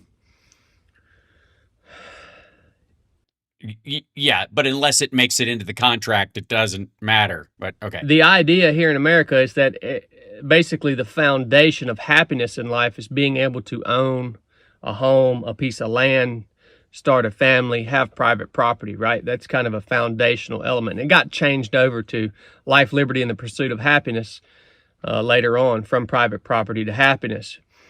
Yeah, which seemed to be a higher... easier to establish. And also, if you put private property as a right in there, you have to give everybody some free ground, which is pretty commie. But Jefferson... I don't know why they wouldn't want to give everybody, just put in there everybody has the right to life, liberty, and a piece of property, and then have to live up to it. I can't imagine why they took that part out. And it's thought that he understood the foundation of being able to have a happy, fruitful life is ownership of private property. It's one of the things that makes our country unique, but that is going away. And here's what I wanted to get at. The statement that my friend made, being a rental property head or a slumlord or whatever you want to call it, is it? Yeah, I don't think it has to be like that. I don't know where you go from zero to slumlord. And also, some people don't live in an area and want to stay there forever. They need to rent because they're there for a short period of time, or they plan on going someplace else. So they don't want to buy and sell and that kind of stuff. It's not worth it. Is immoral. It doesn't seem that way on the surface, but what do we see happening in our culture right now? In America, apartment buildings are evil. We see that essentially most of the single family homes, starter homes, for instance, are being owned or are owned by either individuals or corporations who have bought those starter homes up.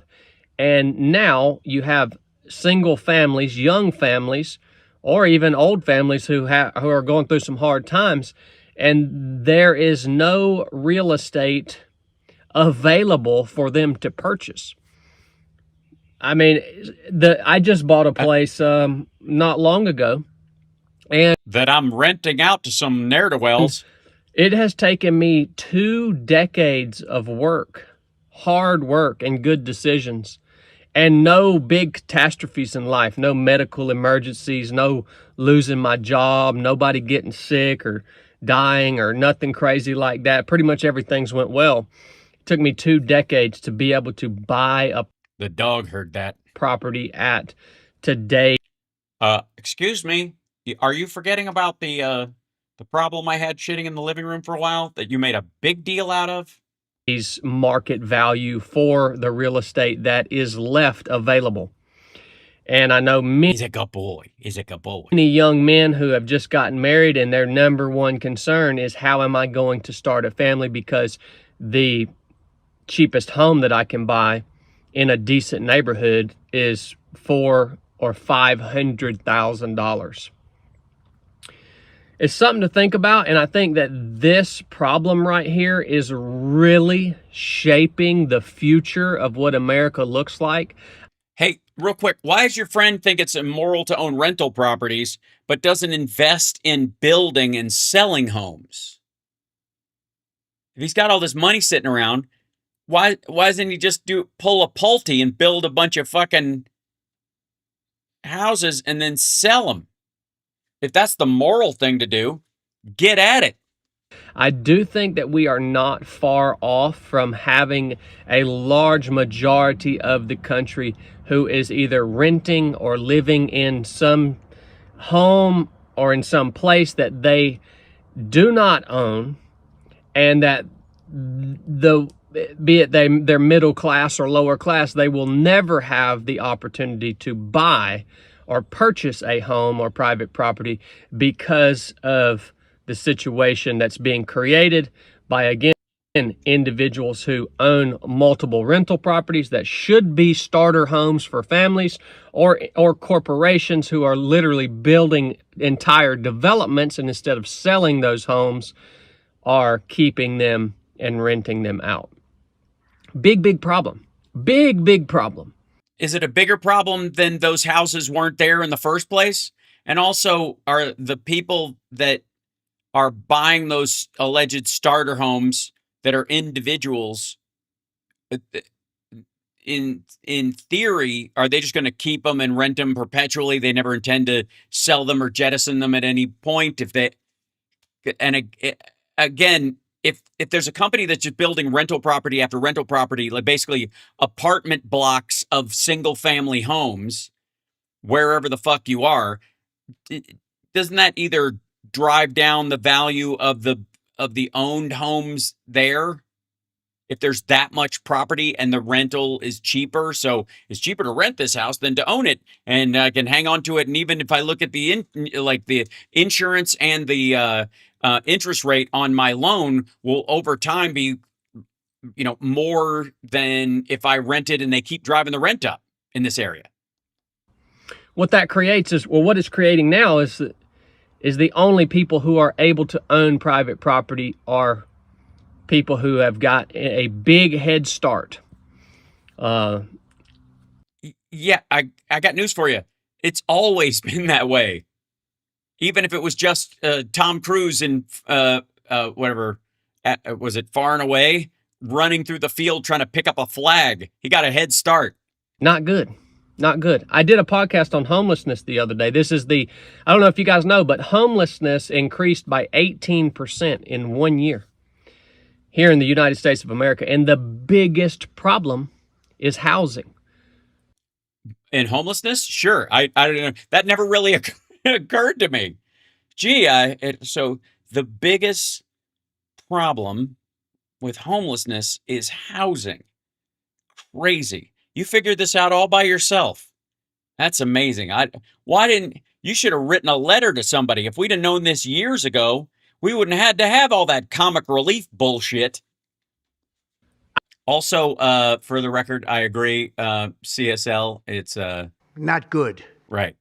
I don't know if you guys are seeing this in your area, but when I grew up, I could purchase a home.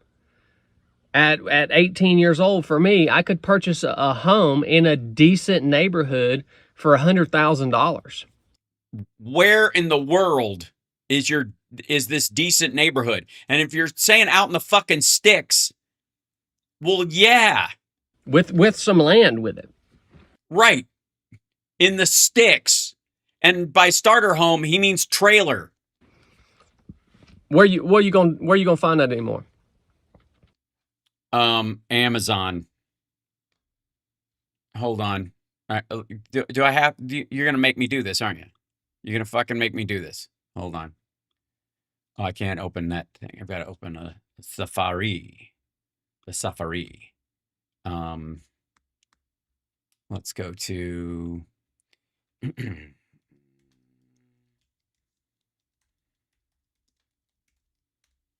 let's see. Allow. Here you go. All right. Let's see. There's a 40-foot. What's it? Trying to go a decent size. What's this one? Let's go to 24 custom models. Yeah. I guess this will deliver. Let's see. 5 left in stock. There you go. Cafe structure, warm reminder of a wide range of customizable options. Yeah. So here's let's go back to here. Obviously, some of these will be more expensive, but in case $100,000 was what it was making the case. This one's 33. This is on Amazon. This house is $33,000. $33,998. It'll be here by June 2nd. It's 3 shipping containers and all the other shit that you make the house out of in the shipping container. And you basically unpack it and assemble it, which will probably cost you, if you get a construction crew, and I guess maybe an extra $20,000 depending. Right? And then if you're out in the sticks where he is, a plot of land for about $50K. He's out in the holler, right? What's up, Liberal Dan? Good to see you. So, my biggest question, again, which is still there, there's only 5 of these left in stock, so you better move fast. And that's, it's as big as a condo you're going to find anywhere, right? Yeah, and land out in the sticks. If you're in Kentucky, Tennessee, people do that shit all the time. So, my uncle got a plot of land out in the middle of fucking nowhere outside of Nashville, and they built their house on it. Yeah, you're looking at about $100,000 total. That's what he was saying. That's his starter home when he was a kid. And by the way, do you think the starter home when he was a kid had the amenities that are in this thing?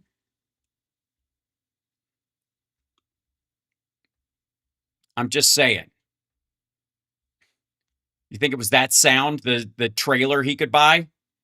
I'm not saying it's easy, but I'm also saying, like, this maggot voted for this asshole, and now he's, shocked that things are hard and kids are saddled with debt, the way Tucker was whining about it, when all they did was fight Biden on trying to get rid of student debt so that people would have the nest egg they would need if they did want to do something like that. Somebody said, get the $100 home assembly plan. Well, even this, like, if you got a welding, I've got an arc welder, and a couple of crazy friends, and you can go hunting around for rubble, like banisters and shit you don't mind making out of stuff. You can get 3 shipping containers and weld them together like this and shore them up with girders, and off you go. Yeah, shipping containers are cheaper if you have property. That's true. And then you have them delivered to that property and you take your time building the goddamn thing. Never mind the fact that you can buy one of these. Here, I'll show you another thing or whatever. Like, again, this isn't about how easy it is, but this weird kind of fantasy that this dude has that somehow, here you go. Hold on. That, he voted for Trump. The assumption that, God, it's so stupid. Let's see. I'm going to try to do these. Let's see. Let's see.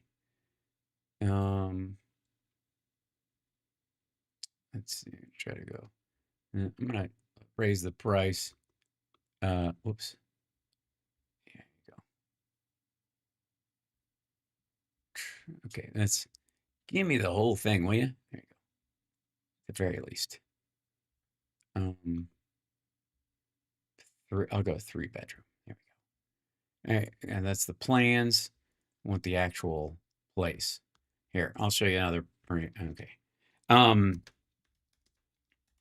The idea that here you go. Here's a 2-story one on eBay for 21,000. There's Impress Modular here. Let's see, Eco Home, prefab house plans. Let's see. So you get like, I'll give you an example. Here's the $9,000 modular homes that they have. There's a lady doing a video about it, and I'll show you this in a second. But this is fairly common these days, especially. You buy one of those on a piece of property, you have it delivered, it's already built. You live in that while you build the other one, which won't take long, but then you attach that or have it as a second thing on the property. And again, I think these days it would probably cost you 150 as opposed to 100 like he was saying. And this is the way shit's going to go, by the way. Modular and 3D printing for the home industry is the thing that's going to take off in the next couple of years. And the fact that like he voted for Trump, like people are going to lose the American dream. I can't believe it. It's terrible how they aren't. People don't even know what's going to happen. Where is it? He's here. Yeah. I don't even. My friend who made a bunch of money in chemicals thinks it's immoral to buy rental properties and rent them to people. Capitalism. This is capitalism at its best, right? And I don't know a better system of economy. Like, I don't know a better system than capitalism, but capitalism is obviously not perfect because for capitalism to be perfect. Also, that's not capitalism. That's monopoly you're talking about. Perfect, or to work long term, it would hinge upon people who get out there, who hustle, who get it done. It would hinge upon them getting to the point that they say, okay, I have enough for me and my family, and that's good. Wait a minute. This asshole voted for Trump. And I'm going to kind of... Yeah, you can also see he's got a very nice house. Yeah, back there. Yeah, I know a bunch of people are noticing that. He's got a very manicured driveway, lawn, all that kind of stuff. He's usually, his truck's pointed another direction usually, and you can see like a shed in the background, so it makes him look all countrified. But look at the siding, the lights next to the lights next to the garage. My finger disappeared into his nose. Look out! I lost my finger in your beard. Now go a different direction. Instead of, well, in the case that we're talking about, buying up 50, 75, 100, for some of these corporations, thousands of homes. And now families can't purchase private property in America. Right. That's monopoly. That's not capitalism.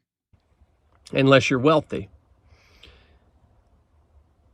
It really rubs a lot of people the wrong way when you I got, again, if this guy wasn't a Trump voter, I think a bunch of us would be like, dude, I hear you. Yeah, this sucks. You're absolutely right. There are huge issues with this situation. Capitalism needs to be regulated. That's the part where the billionaires say, yeah, absolutely. We're talking about crony capitalism or just oligarchy, which is not capitalism.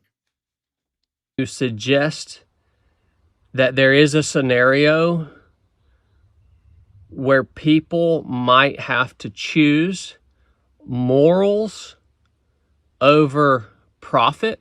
Why? Your friend is super rich. He couldn't just buy how about he just buys a bunch of those modular homes? Here's what your friend could do. Mr. Fucking, I don't rent places out to people who need places to live because it's not moral, because starter home shit or whatever. Here's a good idea. Why doesn't he just offer this to families? Hey, if you want to buy a piece of land, I'll gift you this little modular house. We'll get you a little 2-bedroom house, one for you and one for the first kid, and you guys can live in that. Would that be moral? What if he buys the land and just he invests in land so that the big companies can't build a bunch of rental properties on it, buys the land and then sells it in parcels. And then if you buy one of his parcels and you're a starter family and you just say, yeah, we just got our new baby and you qualify for his fucking baby fund, he'll gift you one of those fucking things for $9,000. Why is that weird? Oh, right. You voted for Trump and your buddy's a dick.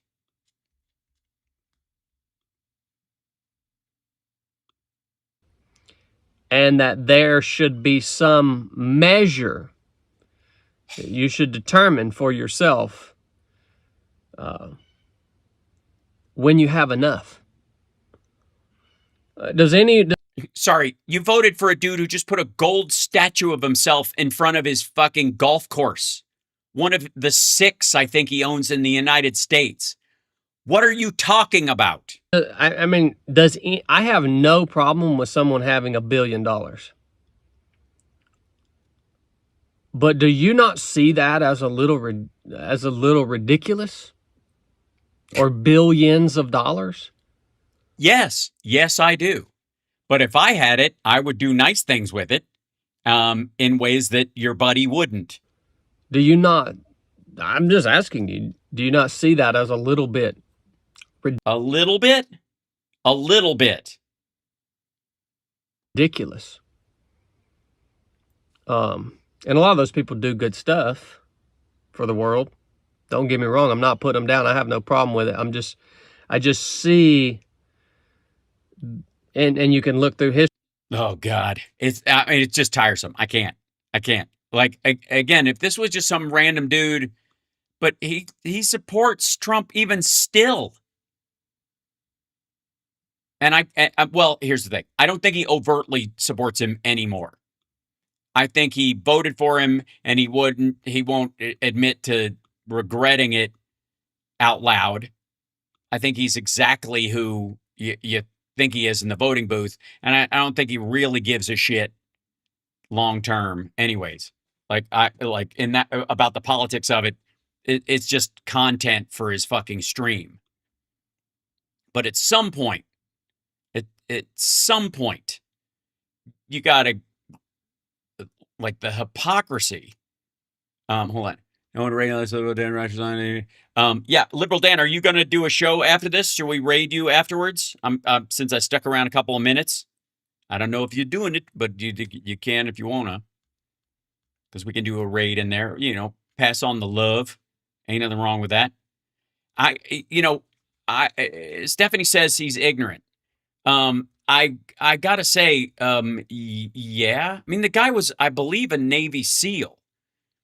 Like, he's one of these dudes who risked his life and deserves gratitude for his service to the country. But to be this kind of like smoked and diluted by this nonsense it's bizarre to me. He's waking up to the finding out part. Yeah, I would guess so. Yeah, he's well beyond fuck around, right? And he's dealing with the fact that that the Trump crowd themselves. Hold on, I'm gonna squeeze this down in here real quick. That the Trump crowd, was selling something from day one, and it's amazing to me that they. Well, I mean, okay, it isn't, because I know why they can't put 2 and 2 together, because the people in their audience will attack them. This might be the new candidate for the most miserable person on the internet. Ouch. He's coming for your title, Greg Kelly. That's just sad. And we didn't even get to Nick Fuentes. Look at this shit. Hold on. Let's see if I can. Look, you want to see like the most miserable man on the internet? I mean, come on. Well, you're very welcome, Kelly, by the way. And don't forget, Super Chat's really great way to help the show. Also, Venmo, if you feel like it, buy me a cup of coffee. Great way to support the show and necessary, obviously.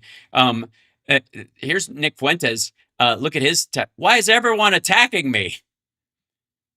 Casey Push blames Nick Fuentes. Loser Push blames Nick Fuentes. Dan Bilzerian. Nick Fuentes is a Fed. Please hate online. Pays him hundreds of thousands of dollars. Wall Street Journal. SPLC reports the rise of white nationalist influencers like Fuentes. Whatever. Anyways, just a big pile of of people shitting on it's boo fuckity who, I guess. But I don't care. I need a few minutes prep, but I'll be doing a show. Okay, gotcha. Well, let's see. Get at it. Listen, something. I just get something inflatable at this point, a party tent and a marijuana grow house. It's a growth industry. I'm just saying. Cool. Do you want to go on at like the half-hour point, Liberal Dan? We can kick it over to you. That'd be cool. You know, I like doing the handoff, trying to help out. Religion is a smile on a dog. Yeah. Edie Brickell and the old Bohemians. I do. There's an argument about whether or not it's a cult at this point, whether they're breaking away from it, whether they're capable of it. Because on the one hand, some people can't break away from the cult because they just can't psychologically do it. And other people can't break away from the cult because they're afraid the cult will fucking kill them. And it's hard to decide which one this guy belongs in, because he's a relatively tough dude. I mean, he's one of these like gun shooting channels a lot of the time. And so I don't think he'll have a lot of people coming after him in that regard. But I do think there's a fear that, and it might just be audience capture. There's a fear that they'll, the money will drop off, I guess, right?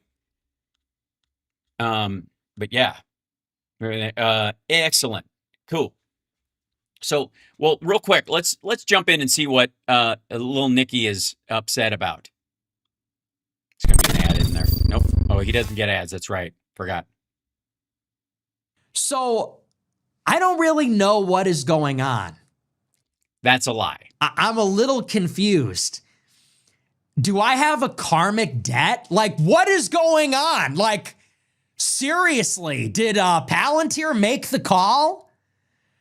What is happening here? Because it is like for the past 2 weeks, I have been under this coordinated attack. Think about it. I'd rather not, but I also don't. All of a sudden, Jonathan Greenblatt goes on TV and says he's going to get every Groyper clipping account banned from Instagram. The Atlantic does a huge hit piece about how all my clips he has salad fingers, it's true. Need to be banned on Instagram. The Canadian He's incredibly soy, considering what side of the aisle he's on. Broadcasting company, State Media, shuts down Entropy, which is how I make the super chats. They literally fly out to Asia and they do a big hit piece on my super chat platform.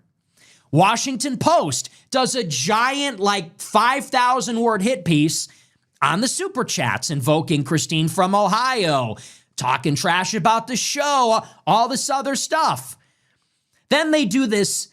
Again, I don't know. Yeah, we're just reaching the find out part. Skin suit conference this past weekend where they bring in all the ops and all the turd worldists, mud slimes, left-wing filth, haters, e-girls, whatever.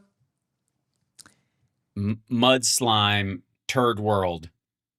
Yeah, that's a skin color reference. Yeah, I can't imagine why newspapers would take a shit on your forehead.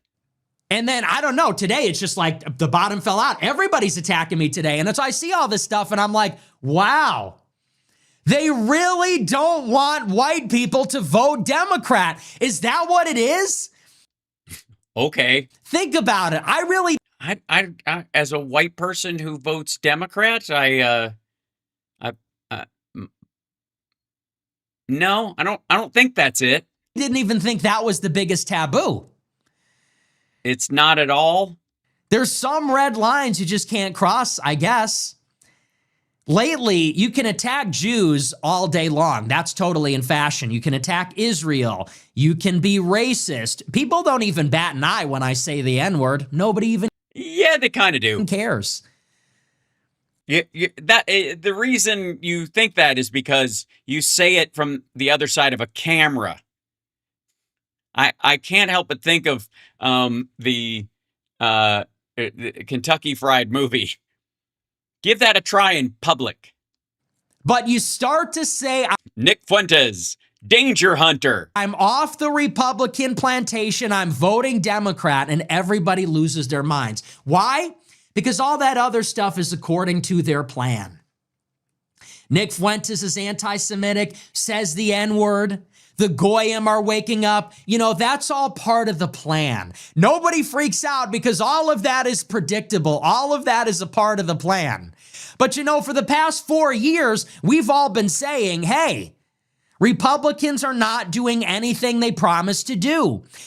Well, in their defense, they can't, because the things they promised you are impossibilities. They're ridiculous at their very base.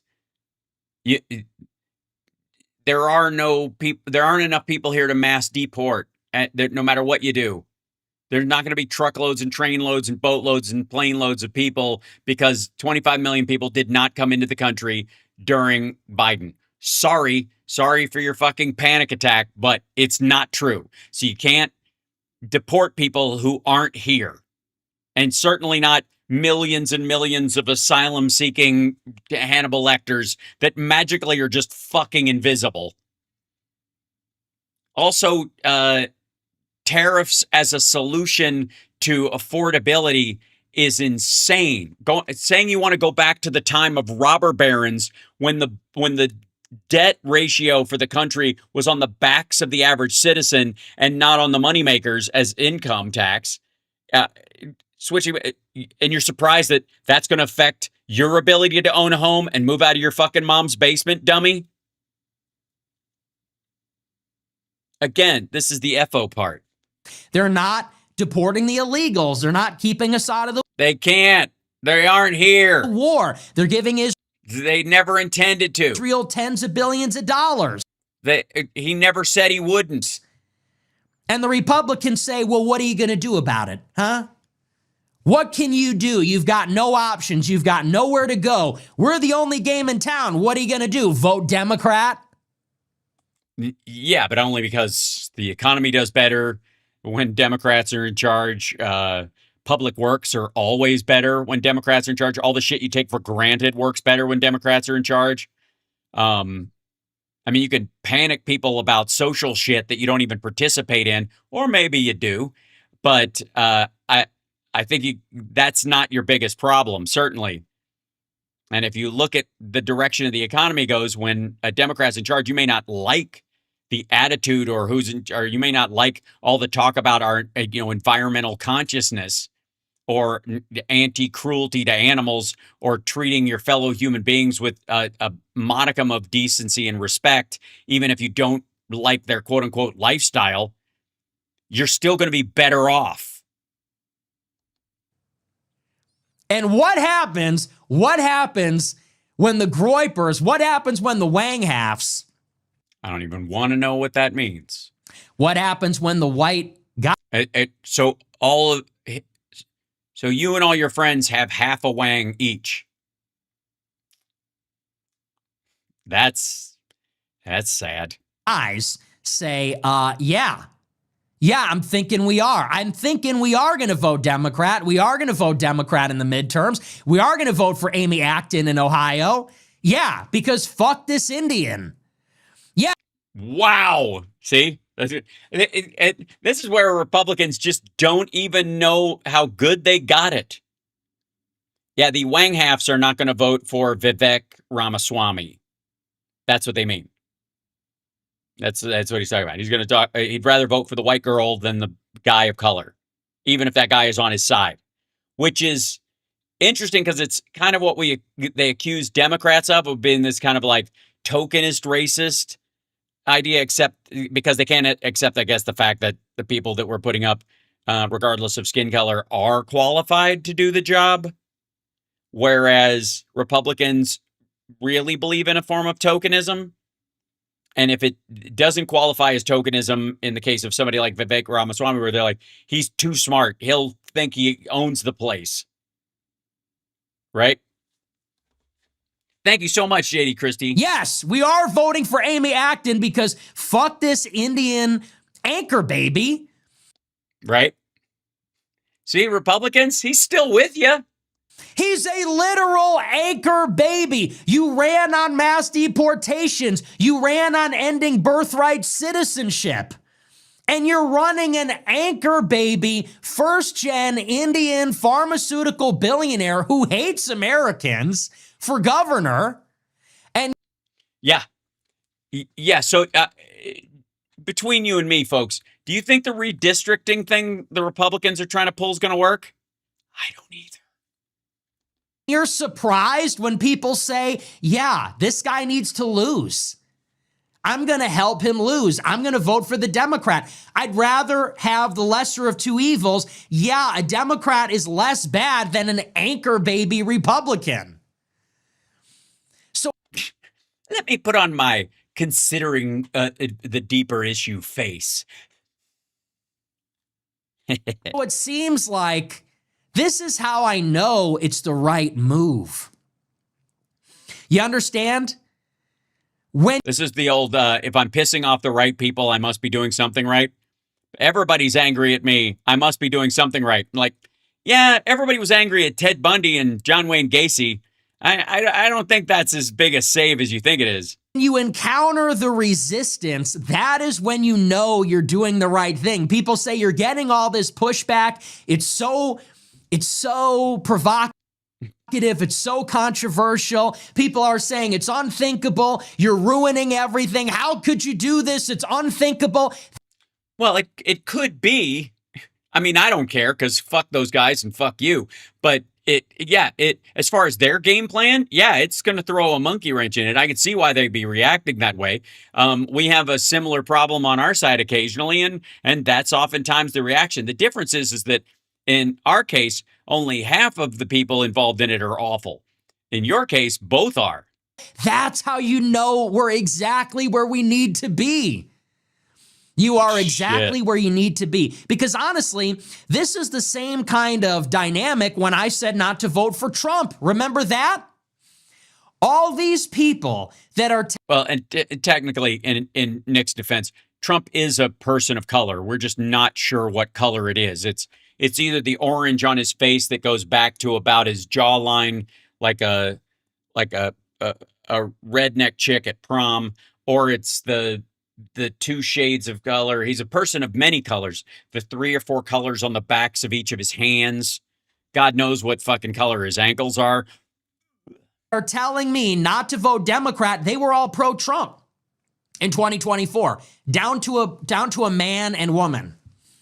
They were all saying, you can't sit this one out. What are we really going to have? Kamala, this is the most important election of our lifetimes. It's going to be a golden age. How could you remember?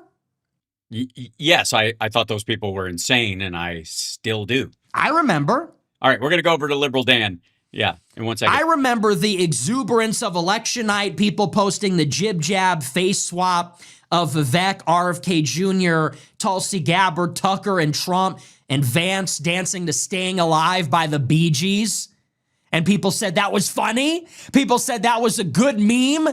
People said that we have all the energy, woke is dead. It's all the same people. They were behind then.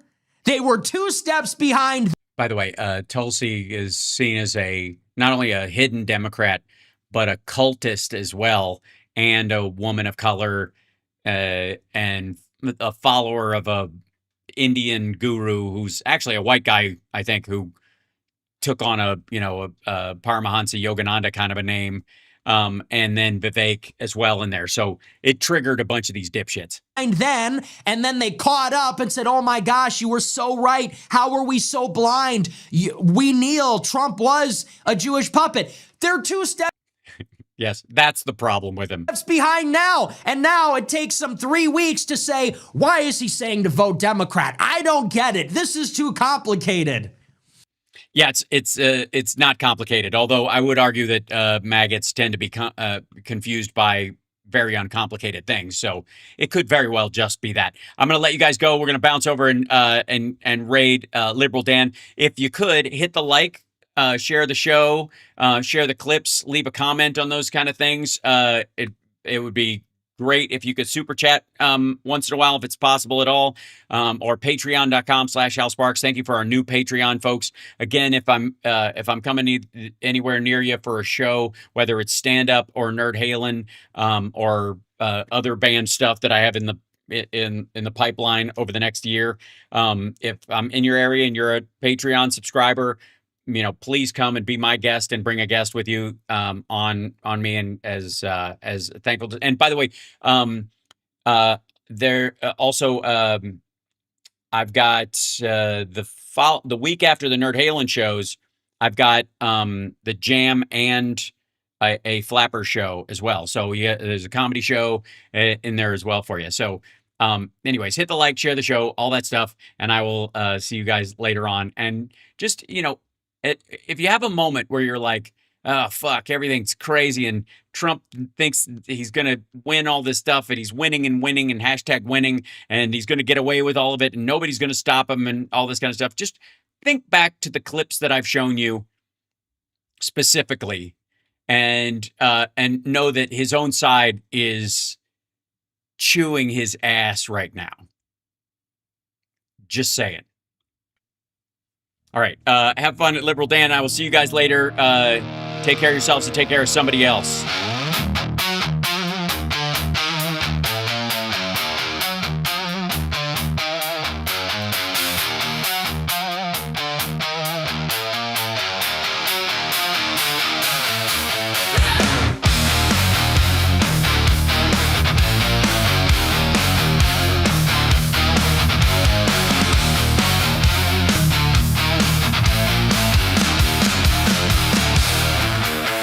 Keep a seat where the light won't reach. Whisper low so it sounds like peace. Lay your head, let the ceiling spin. You don't have to begin again. I've been here where the air goes thin. Saw what happens when you try to win. Better stay where the walls don't move. Nothing left that you have to prove. I pull you close till you forget what you wanted most. It's just the way